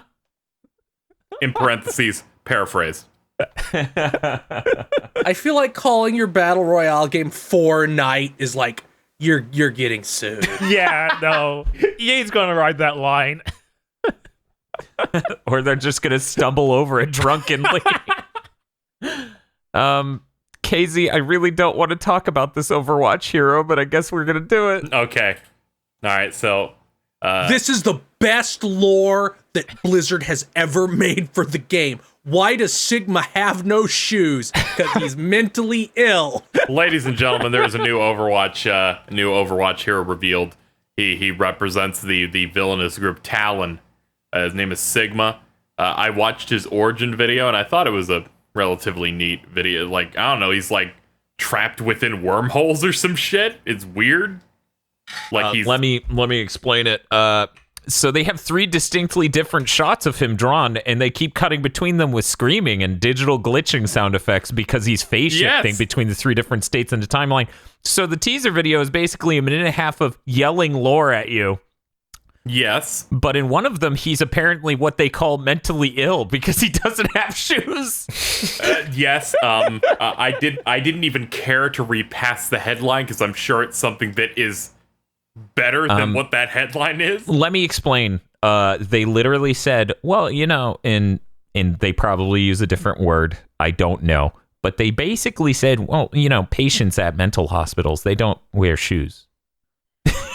So it's like, okay. All right, so this dude uses like black holes or some shit. He's a tank. He uses gravity. Yeah, gravity. Gravity tethers us, and I have tethered the power of gravity to us. And it's like, all right. What were the last 3 characters that they've announced for this game? Please don't do this to me. Gerbil's one of them. Brigitte was one. Brigitte was one. Gerbil was one. Excuse me, Brogita? What? Brigitte. That's how you say it. That is how Brigitte. That is how Jake Kaplan. I thought, or whatever.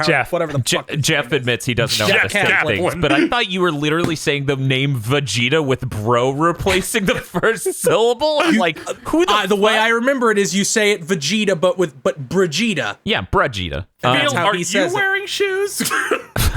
That's how he says it. Yeah, no. The man in charge of the game says it that way.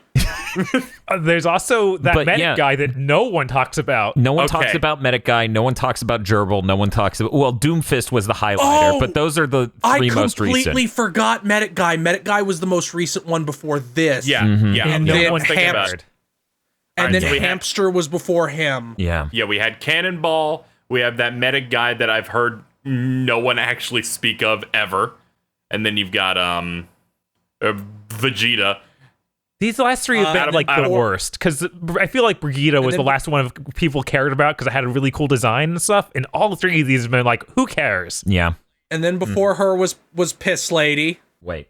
Yeah, I just wanted to associate like the recent 3 on top of this new one. I think this new one's the most interesting one. It's the closest one that made me go, I'd like to maybe try that character because I stopped playing after Moira was released, which was the weird woman who shoots the heels piss and the evil piss.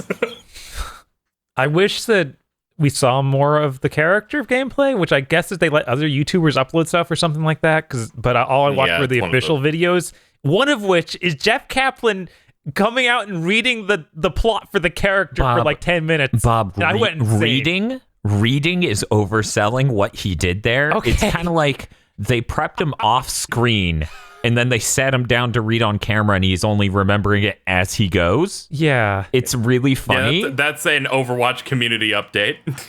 Yeah, it's like, what are you doing? The problem is that they ask Jeff to remember the lore, and that's how you get McCree being 3 different ages. 20, 50, and 137. There's got to be a bigger reason for that, because there's no way he remembered it that bad.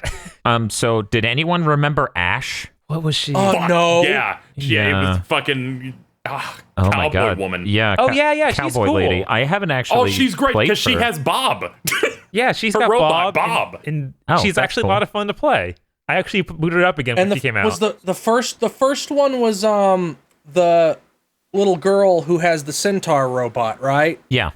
And then you got Piss Lady, and then it was Yeah. You're talking it goes- like the first it- post-launch hero so- that started with Anna. Reese. Yeah, it goes. No, Anna's a part of the core. Wait, is she? No, she came in she's No, DLC. she's not. Okay.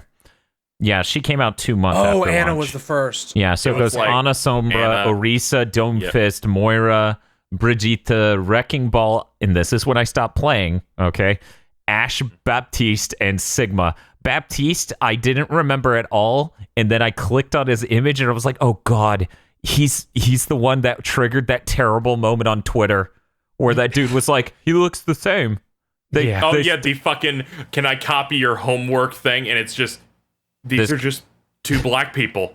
Oh my god, what are you doing? What are you doing? What was the other one? Was it some? It was fucking Apex character from Legends. Apex It was Apex Legends? Yeah, it was an Legends, yeah. Apex character. I think the I similarities almost had boiled an down anxiety to... attack reading that post. Yeah, no, I spent... okay, so I always, like Overwatch discourse has always been so bad. Like the person who said, who's the asshole who shoots arrows? Hanzo. Yes.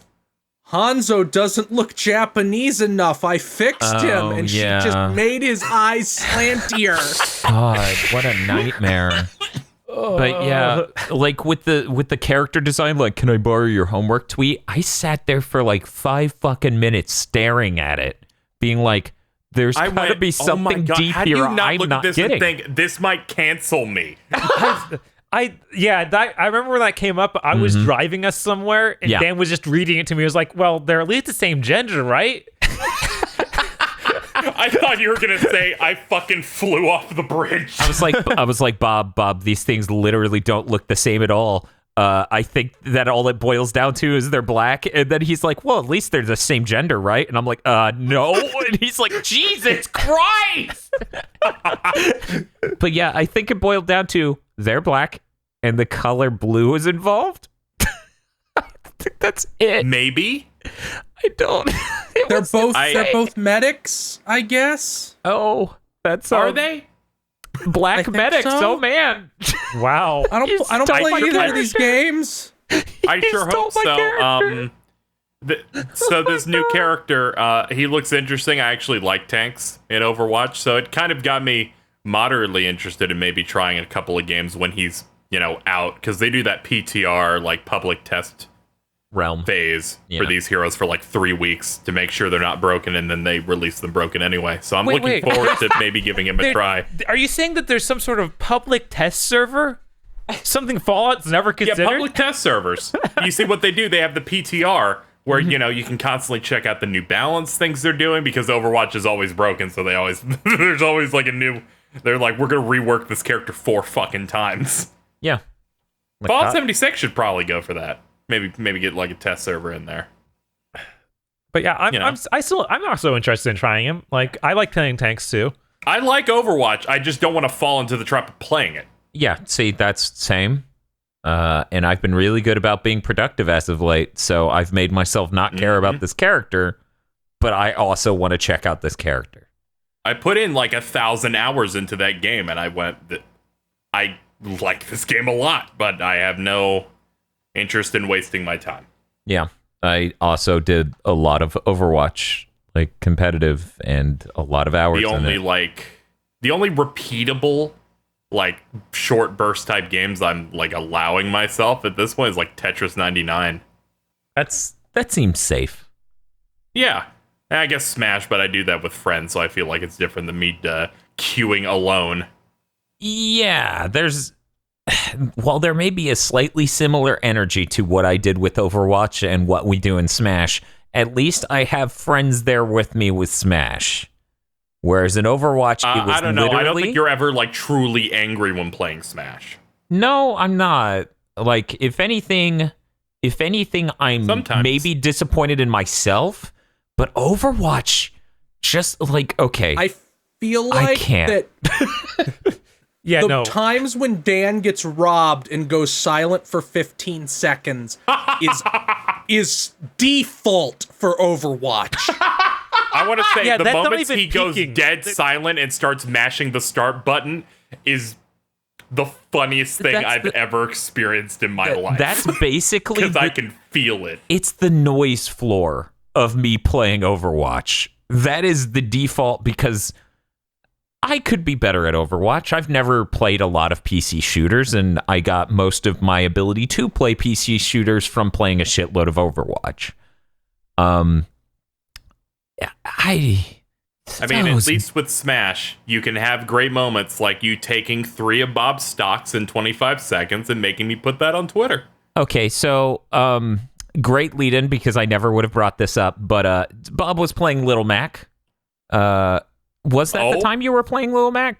I don't know. I didn't watch this clip. Okay, I have no idea which one got clipped. There was a clip. There was a match that night where me, KZ, and Bob were playing, and Bob was like, I'm going to check out Little Mac. We completely killed Bob. This wasn't we didn't conspire to do this. This is just how it worked out. Bob lost every last stock before me or KZ lost one. Because Little Mac is so easy to toss off a fucking ledge. If it's what I'm thinking, that Mario 64 level from Smash Bros. 1 is the worst level imaginable for Little Mac. It has everything against him. So the next day, Eric and I play Smash. Eric goes full tilt on how Little Mac is broken and garbage, and I'm some sort of terrorist for using him and all this shit. And I'm like, I always invite everyone to just play the asshole. Like, if he's broken, play him, please. Please, fucking cheese my asshole. Use my incredibly broken character, who isn't even my fucking main, and use him against me. Eric was a little mad. And yet nowhere near as mad as I get at Overwatch. I mean, so long as I can knock Little Mac off the side as K. Rool, he's kind of done because I can just throw things at him. Yeah, I mean, Little Mac is basically like, if you ever watch BattleBots, the Wedge bot would win in a match against Little Mac. It would drive underneath his feet and just flip him off the ledge. Dan. And then he would die. Dan, that doesn't the Wedge bot would beat anything. Literally anything. The new character from Overwatch doesn't stand a chance against Wedge bot. It's true. In the rules of that game, he just wins. You can't get anything under him to flip him over, and he is designed to do nothing but slide under and flip you. Yeah, but Sigma doesn't have shoes on. He might have extra grip from his sweaty feet. He's just that enemy from Mario 64. Yes, he just... Mm-hmm. But context for the specific clip of Bob just you erasing him. It was the match in which he had a 3-1 lead on you because I opened the match by Bowser suiciding you. Mm-hmm. And I'm like, 3-stock him, Bob. Bob self-destructs. And then within 25 seconds, you got Ganon's final smash and spiked him twice in 20 seconds. Yeah, that was bad. And it was, I could just despair. And that's why I believe I captioned it with Dan Video Games as an enemy to the world. Yeah. A true antagonist. But yeah, I think that sums up Overwatch.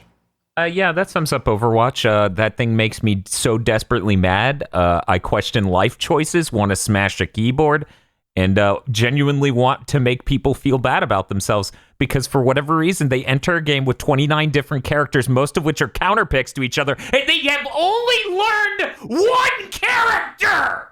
I'm not switching, Dan. You switch. Lol, you mad, bro? I play less than 5% of the characters in this game. That is team-based. Lol. I'm really good at them, though. I'm really good with Bastion.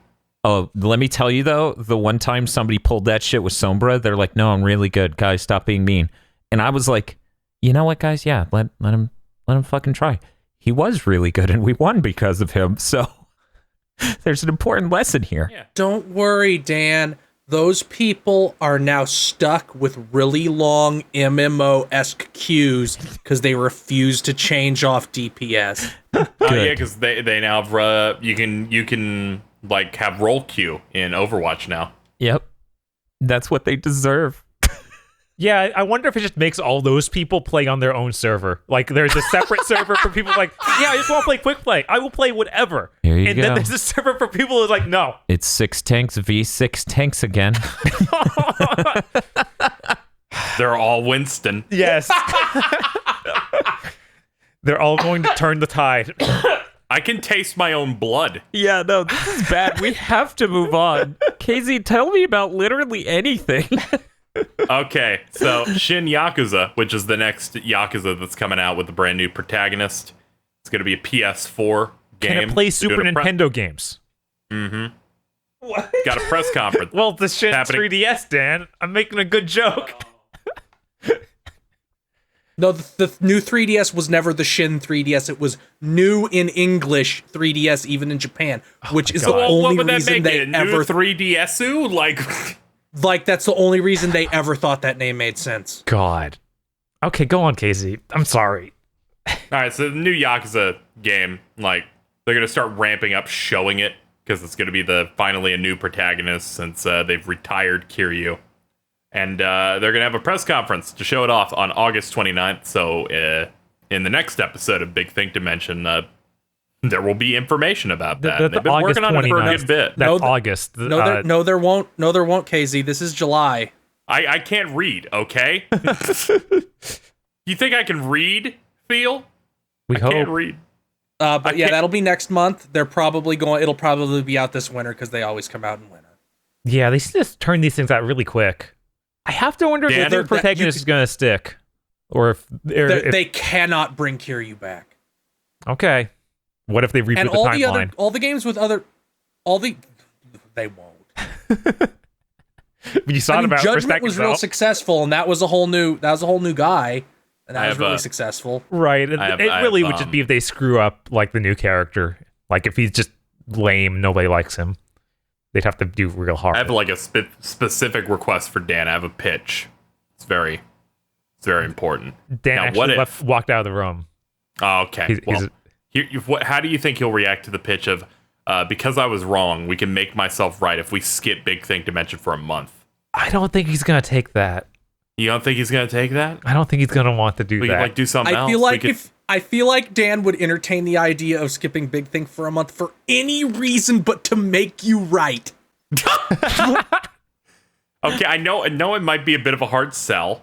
Uh-huh. But I'm like, consider this. What if instead of doing that, we could do content you don't like? We're going to do video essays? What?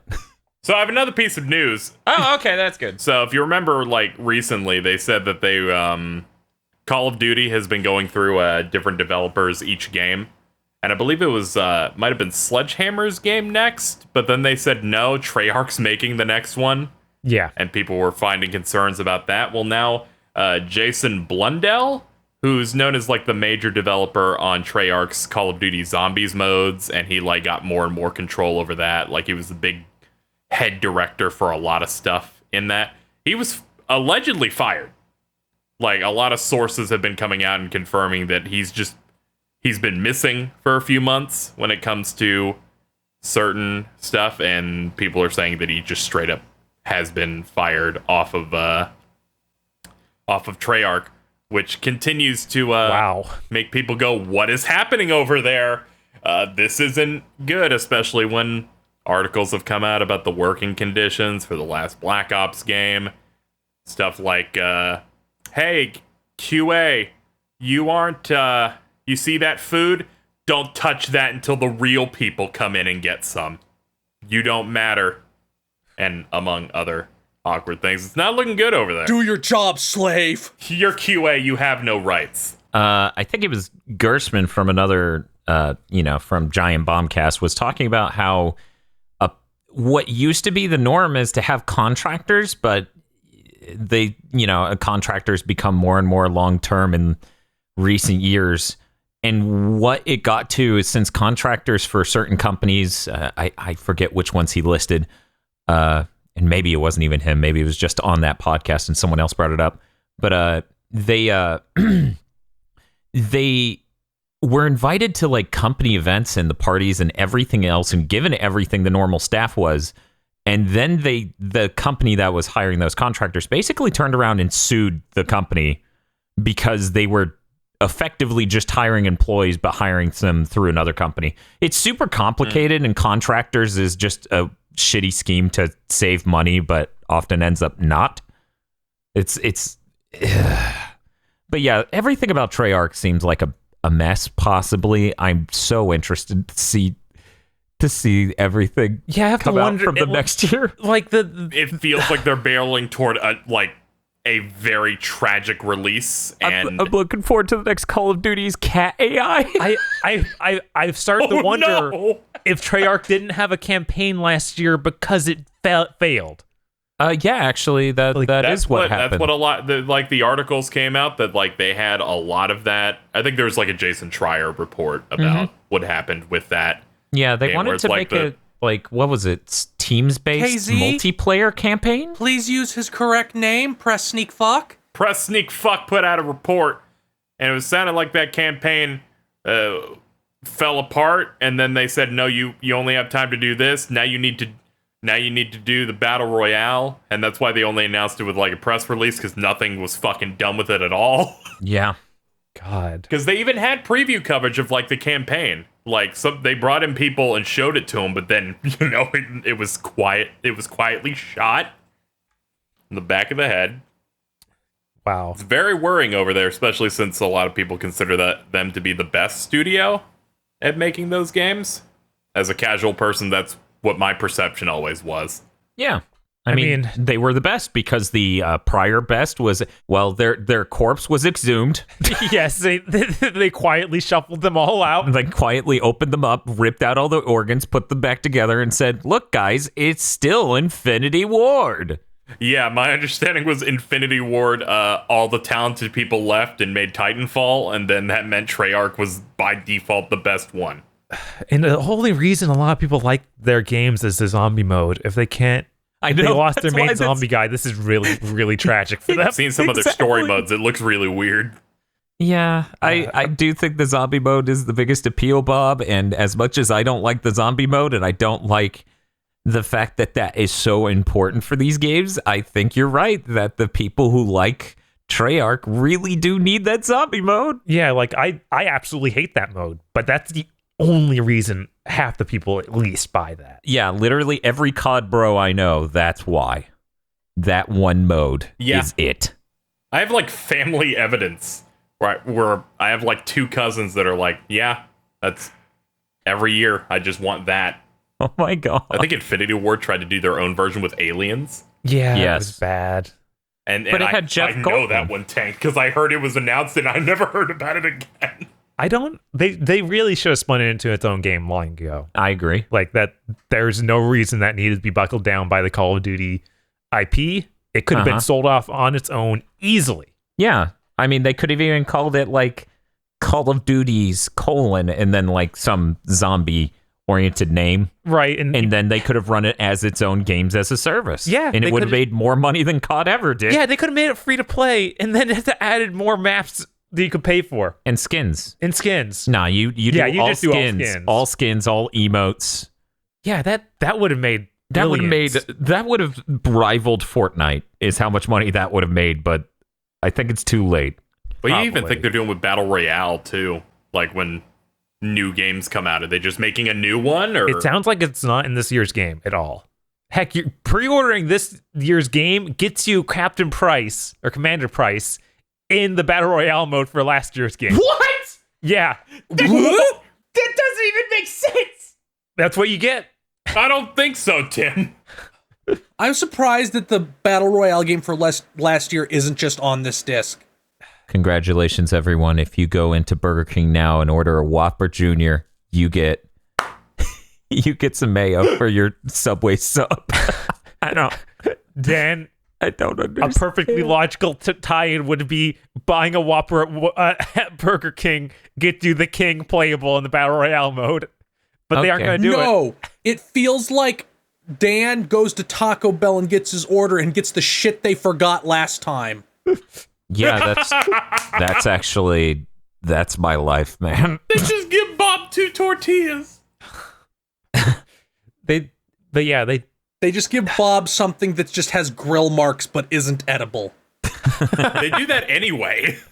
You've literally just grilled the meat. There's nothing even in between. There's nothing shell-wise. This seems to be a pile of napkins. Oh my god, I ordered a quesadilla the other day. Oh. They grilled it. I think they put the cheese in afterwards. The cheese is just cold. Oh. I made a joke. Fuck you. Are you kidding me? Yeah, I was like, what happened? Why? Why is the food service so bad around here? Okay, I can see their thought process. They're like, okay, the meat is cooked. Put the cheese in now. It'll melt. The cheese will get melted. Yeah, they have to have forgotten, and then we're like, oh man, we need to put that cheese in there. It's like, if it's hot enough, it'll melt it. He won't notice. Move. You guys need to fucking move. Okay. Yeah, we know. My turn to shit on somebody. Comic Book Now. They put out a stupid fucking article. Here's the entire article. A Disney investor suggested that Disney should buy Activision. That isn't an article. Okay. It's a popular string of article genre as of late, which is Stop. some dipshit who handed a company money said some dumb idea, which we think is smart. Disney would not buy one of the largest companies on the planet to have them make Disney licensed games. They can have a fucking minor... Stop listening to these people who are only concerned with what they perceive as being profitable. It isn't even usually actually profitable. Right. I mean, the Capcom fucking quarterly thing they did recently, the financial meeting they did recently. Yeah. Dude, Bob, I'm not kidding, I okay? remember, I saw the article. But did you see the one where they said, you need to get back into arcades? Those made a lot of money. Whoa! Yeah, I didn't see that really one. good. Yeah, that's how fucking insane investors are. They're like, guys, we noticed you used to make a lot more money in arcades. You should get back into that. And Capcom's like, long silence. Those don't exist anymore. Yeah. Oh. And these Speaking of Capcom, Yeah. Mega Man X Dive got announced for mobile phones. A lot of people got mad because they don't think. so First of all, this was in development before Mega Man 11 or the Mega Man X Legacy collections even came out. So I assume this is one of two things. One, you made a typo and it's Mega Man X5 with an F, but you hit D on your keyboard. Or two, this is a Mega Man X game about Dive Man's successor. It just looks like a normal Mega Man X game, like a mobile version. It looks better than any other mobile Mega Man game by a lot. That's It looks like a game. Oh, good. That's I like it when my game companies make games. This isn't existing in place of X9. Yeah. This is just a mobile Mega Man game to increase mind share, as they call it, before they put out Mega Man X9. Yeah, it's definitely better than something like Mega Man Crossover. With that one design where he's got like I actually like that. I actually collar. like that design. He has the You're he has crazy like the furry person. collar. I like that design. It's an okay design. With the big ball joints. Yeah. It's Okay. kinda cool. All right. Yeah, I haven't. Would you say Raw? Yeah. I'd say raw. Okay. Okay. That's number wang. Nintendo is holding the L as in left on Joycon drift. They have reached the Microsoft red ring of death point where it's just like, just fix it. No money. If they paid for us to fix it before, refund them. This is bad. Just fix it. Tell them fines. Bring it in. Nothing else. One, having heard about how this works, where if you get the drift and you send it in and it's not covered in your warranty, it costs $40. I'm like, that's bad because it's like you only have a year. No, if you buy an individual Joy-Con pack, the warranty is only 3 months. It's like you're getting That's robbed. insane. You're getting fucking robbed. So Well, good. now they're not even asking for proof of purchase. Yeah, they said if they say you have drift, if they say they have drift on their Joy-Cons, just believe them on by default. Yeah, because they're heading towards a class action lawsuit that they're undoubtedly going to lose. Yeah, this is Because Nintendo's never the one to go. They're never gonna like do this type of thing unless there's like risks of getting blown up. Yeah, and chances are they're Nintendo still doesn't going to get spend blown money. up. But Yeah. this will Did help. Microsoft get blown up for the Red Ring of Death? They got blown up for a couple different things with the 360. But for whatever reason, game journalists don't care. It's been retconned, I guess. I don't know. When I thought the big thing was just that warranties got extended to like 5 years. No, they lost a class action lawsuit on one or two different things about how they under-engineered the Xbox intentionally to save, in one case, 5 cents, and then it ruins it ruins CDs or DVDs. They saved 5 cents by not putting a piece of plastic in. I saw a decent chunk of game journalists saying, good on Nintendo doing the right thing. No, they're doing the right thing. Would have been they had to know about this before the Switch launched. At very least, they knew by 3 months after the launch. right, we're over a year from launch. They know. They know damn well. It's been 2.5 years almost. Yeah, they have to have known. Yeah, no, this is the same thing like when Penny Arcade was defending the 360 they're saying fixing this it. company did the right thing when they fixed their fuck up. They shouldn't have fucked up. Well, it's very nice. Good of them. on Nintendo for building a new hospital for those children after their faulty power supplies burnt the first one down. Yeah, they're really Like, heroes. no. But yeah, dealing with Penny Arcade back then was insufferable. You're totally right, Bob. Like, dealing with them being like, the 360 thing, they fixed it. They made it better. It's like, one, no, they actually didn't for most users. What was it, Bob? You knew that guy who sent in his 360 six times. He was on his, I believe, eighth 360. Fuck. I maintain that part of the reason why the Xbox One has sold so few units compared to the 360 is because so many 360 purchases were people replacing ones that burnt out. I mean, that's a thing, but also, like, the first half of this gen, people were like, it doesn't work unless you have it connected to the internet, which some people still believe. I mean, you still need one internet connection when you first start using it. Which is insane, but, you know, that's it. Yeah, to undo their shit. The second half of this generation, they haven't had fucking games. No, surely not. Surely not now. Surely if you buy an Xbox One now, it doesn't do that. You need it. You can't even turn it on. You can't even turn it on unless you have it in it. They never undid the... Because I bought... They never they never changed what they're flashing to the console. It's too deep. I bought an Xbox One S, and it did absolutely need... Jesus. It is absolutely the worst.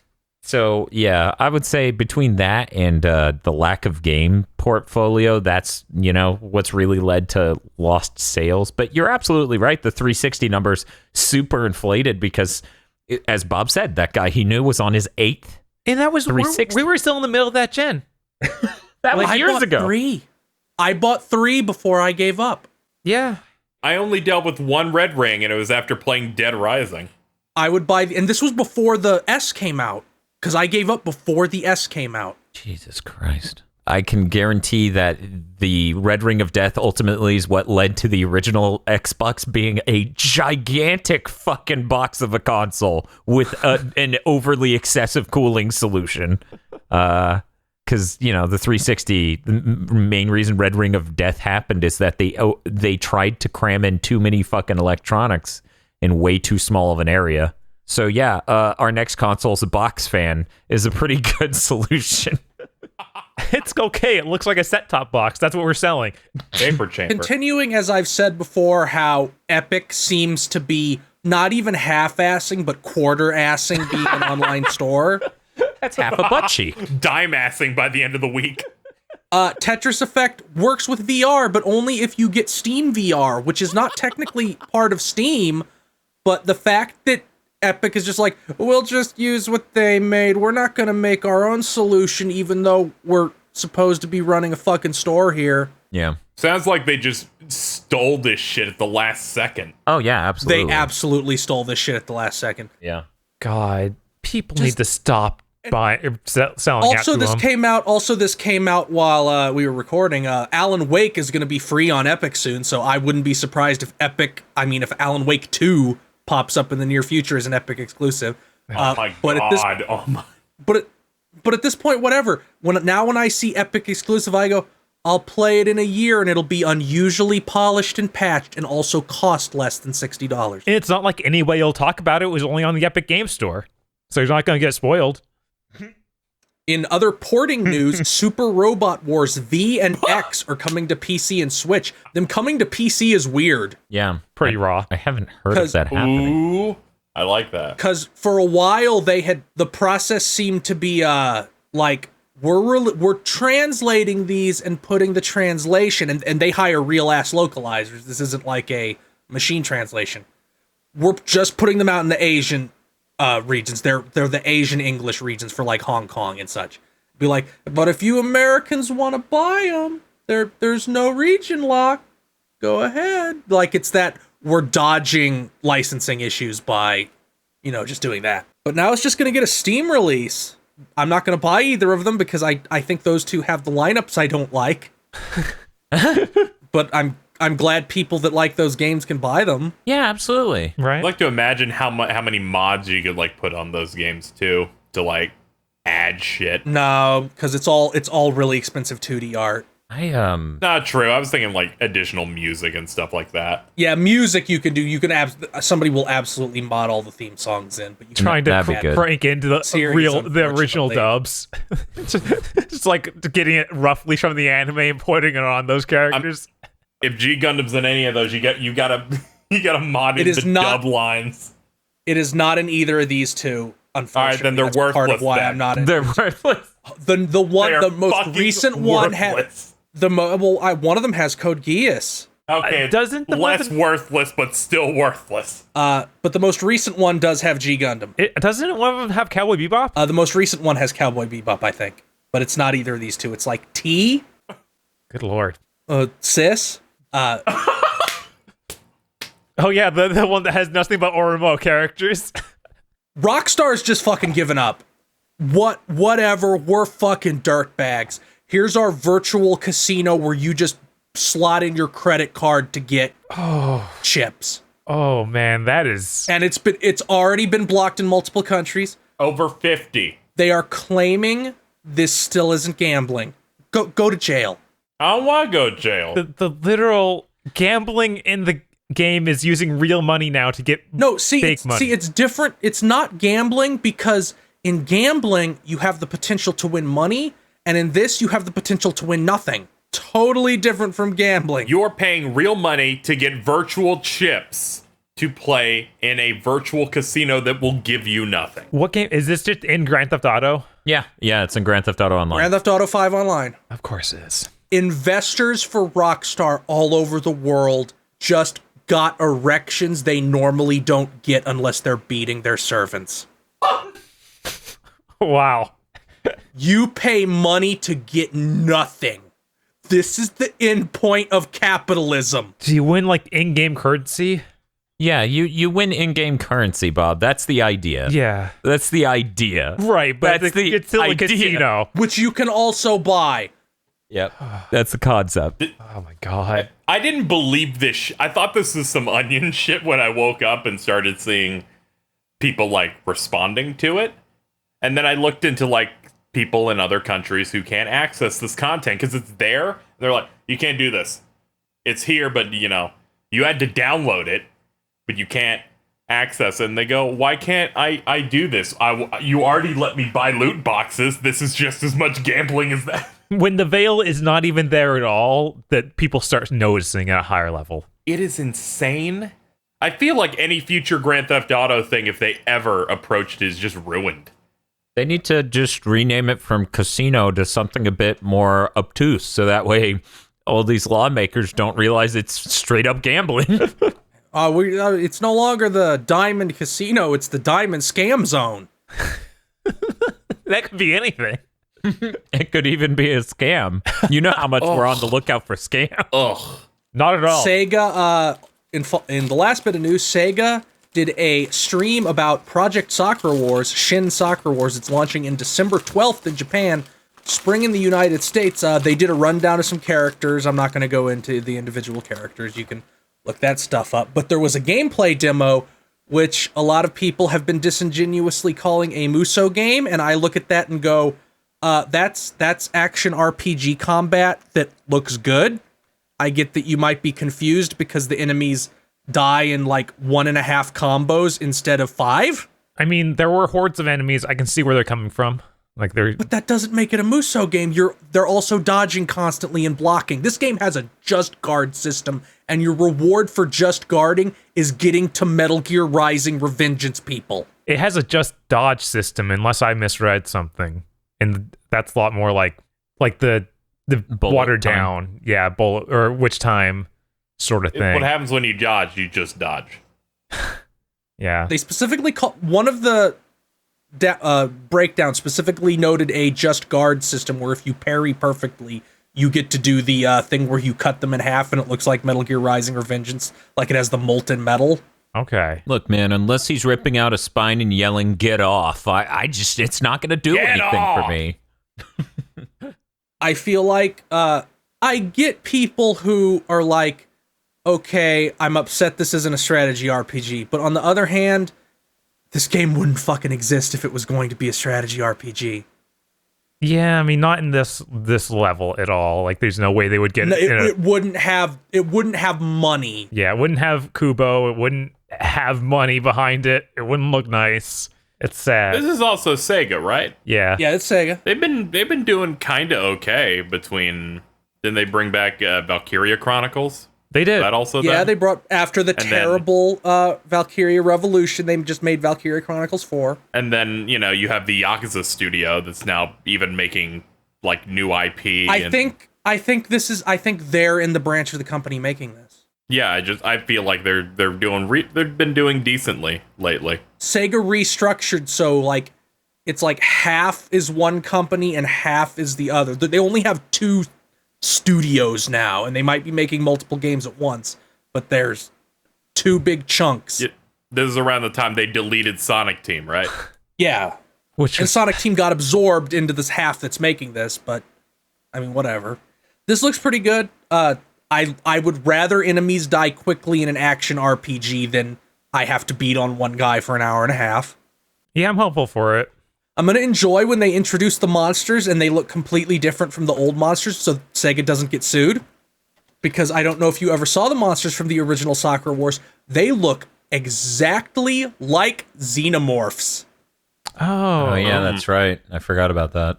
In fact, if you go play, you can go play Project Cross Zone, which I guess they were like, oh God, please don't notice. Nobody notice. Where you fight them and they're just Xenomorphs. This game looks really good. Visually, it looks not quite as good as Dragon Quest XI. Like one minuscule bit lower, but with Kubo art rather than Toriyama art. That's a good bar because I think Dragon Quest XI looked really nice, gorgeous. This doesn't have quite the money because they weren't going to sell 4 million units day one in Japan like Dragon Quest XI was guaranteed to sell. But this still looks really good. Yeah, I always enjoy Kubo art, like probably more than Akira Toriyama art. Yeah. If I was given the choice, I would probably go that. I only like Toriyama's stuff mostly through its monsters. I'm definitely going to buy this. Toriyama does draw good monsters, and they're really well animated in Dragon Quest XI. Yeah, they look incredible. Yeah, I like Kubo because he draws hot boys. I mean, I can't say you're wrong. Shut the fuck up, Phil. With your no taste. Now it's time for everybody to say what they're doing this week. I'll start. I don't know. I have shit to do, so maybe something will happen. I'm gonna drive this car into a wall. Here we go. Once things start to happen again, they will continue to happen, but I don't know when the ball will... Once the ball starts to roll, you can't stop it, but I can't say when the ball will begin to roll. Currently, the ball is lodged into a wall. I'll follow that up with a resounding, I don't know. When things come out, they'll come out. Last week, I couldn't have predicted 4 quick plays. How about you, Bob? Yeah. I was shocked. I was so proud of you putting out, normal videos. You're not dead. We haven't done a quick play since Castlevania. Oh my God. See, a lot of people don't realize the end of July. But Bob's actually one of those 4th dimensional beings. He just came to this recording from Mega May 2017. You doing all right, buddy? No. I came to this recording from August. That's why I made the Yakuza mistake. Oh, okay. But yeah, no. August was really good, guys. You're gonna love it. You're wrong. Don't tell them that. Well, okay, they'll love it. I don't know about us. We'll see. I was telling that you would love it, not that the audience would love it. Oh, so you are lying. Okay. I don't know, man. It's going to be great doing the Giving Games a Chance marathon for all of Banjo-Kazooie. People said we should make a stream goal for playing Diddy Kong's Racing's campaign as Banjo. Oh, because we can't escape. Do it. Do it. I'm gonna be real with you. I'm more excited for that than Banjo itself, almost. I mean, that was my first N64 game. I have so many happy memories. You gotta kick WizPig's ass. It's happened. You're doomed. I mean, Diddy Kong's Racing is really good on a single player level. When you play multiplayer, it runs like a potato. I'm gonna be real with you. Number one, that game is co-op. You can like hit a code and the adventure mode allows you to play with two people, so only one of you would have to win the race to proceed. And it's pretty great, yeah. Number two, we definitely need to hit an incentive for it so that you play it before Banjo Pilot so you can get angry. Because holy shit, does it rip off shit from Diddy Kong Racing? And it's just a billion times worse. I saw certain aspects that they just ripped from that and made it bad. Yeah. It's aggravating. It's a good way to put it. Yeah, and Banjo fans basically got beat half to death and then said, "Hey, Smash maybe. That's all we live for." Why are we still here? Just a huh? Every day I look down at my Bob, what's up? I feel like during that E3 stream, they played us like a damn banjo. You're right. KZ, what do you have coming out in the next week? Okay, so Fire Emblem Three Houses will be out, so I will have started playing through that. Oh no, the thumbnail. The thumbnail is coming. You can't stop it. Oh yeah, the thumbnail is coming, in which I had Bird draw me as female Byleth. Oh god damn it. In which he at first he went, "Oh no," and then I sent him that mobile game ad Twitter of the woman going, "We are under fucking attack." And he said, "Yeah, it kind of looks like that, or it's the woman in the weird bikini that looks wrong." But yeah, I'll be doing that. That'll be my first proper Fire Emblem. I'm excited because critics are saying it's really good, and a lot of people who seem to be really pessimistic on the game the entire time are going like, "Yo, I'm not able to find anything bad about this, except for, you want male relationships in that game." God, we can only give you 3. That's half as many as the girl ones get. Oh, only one of them is actually a romance. We're sorry. I saw someone tweet something to the effect of one of your male options in that game is an old military man, but in the end, the text says that you date a woman anyway. He basically adopts you. It's not romantic, it's parental. I'm looking forward to playing as a female. I mean, that's an interesting thing to do. I think that... But they explicitly advertise it as a romance. Yeah, it should not have been advertised like that, and they definitely should have more options for that. But I think that's a neat idea. Like, if that was just another character. Yeah, they just need more. Right. They just need more options alongside that, so it doesn't... Here are your 3 options, and one of them is that. I'm gonna be real. Fire Emblem riding is not exactly, like, real riding. Picking your partner in Fire Emblem is akin to going to the grocery store and deciding which box of cereal you want based on the mascot. Every single character in those games should just be bi. It's a self-insert. Why are you restricting people at all? No, see, we should go the other way. So you want to open up more options. I want to open all of the opposite options. So every character's gay, and the only way you can date them is by being the same gender. There you go. We've solved it. I didn't know we had David Geider on the podcast. I don't know who the fuck that is.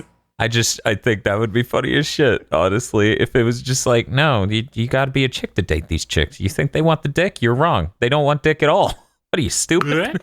But yeah, that's all I have coming up this week, starting that Fire Emblem Three Houses LP, and then gonna be coasting, editing some stuff, mainly preparing for all the work I'm not gonna be doing in August. Yes, August with all of the banjo is going to be quite an endeavor. And apparently another surprise we're slowly figuring out.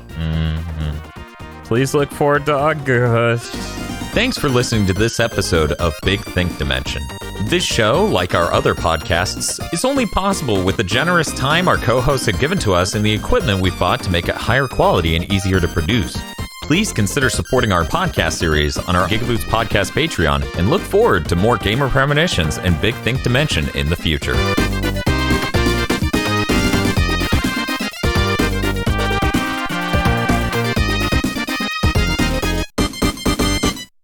This GigaBoots video was brought to you by our magnanimous executive producers, Vincent Poverk, Nicholas Cameron, E. Lee Broyles, Brendan O'Sullivan, Star Falcon, Spaceman Spiff, Danny Richardson, Shadow in the Darkness, Dryzart, and Red Blaze 27. And also these guys. Head on over to patreon.com/gigaboots today so you can try to be as cool as these people.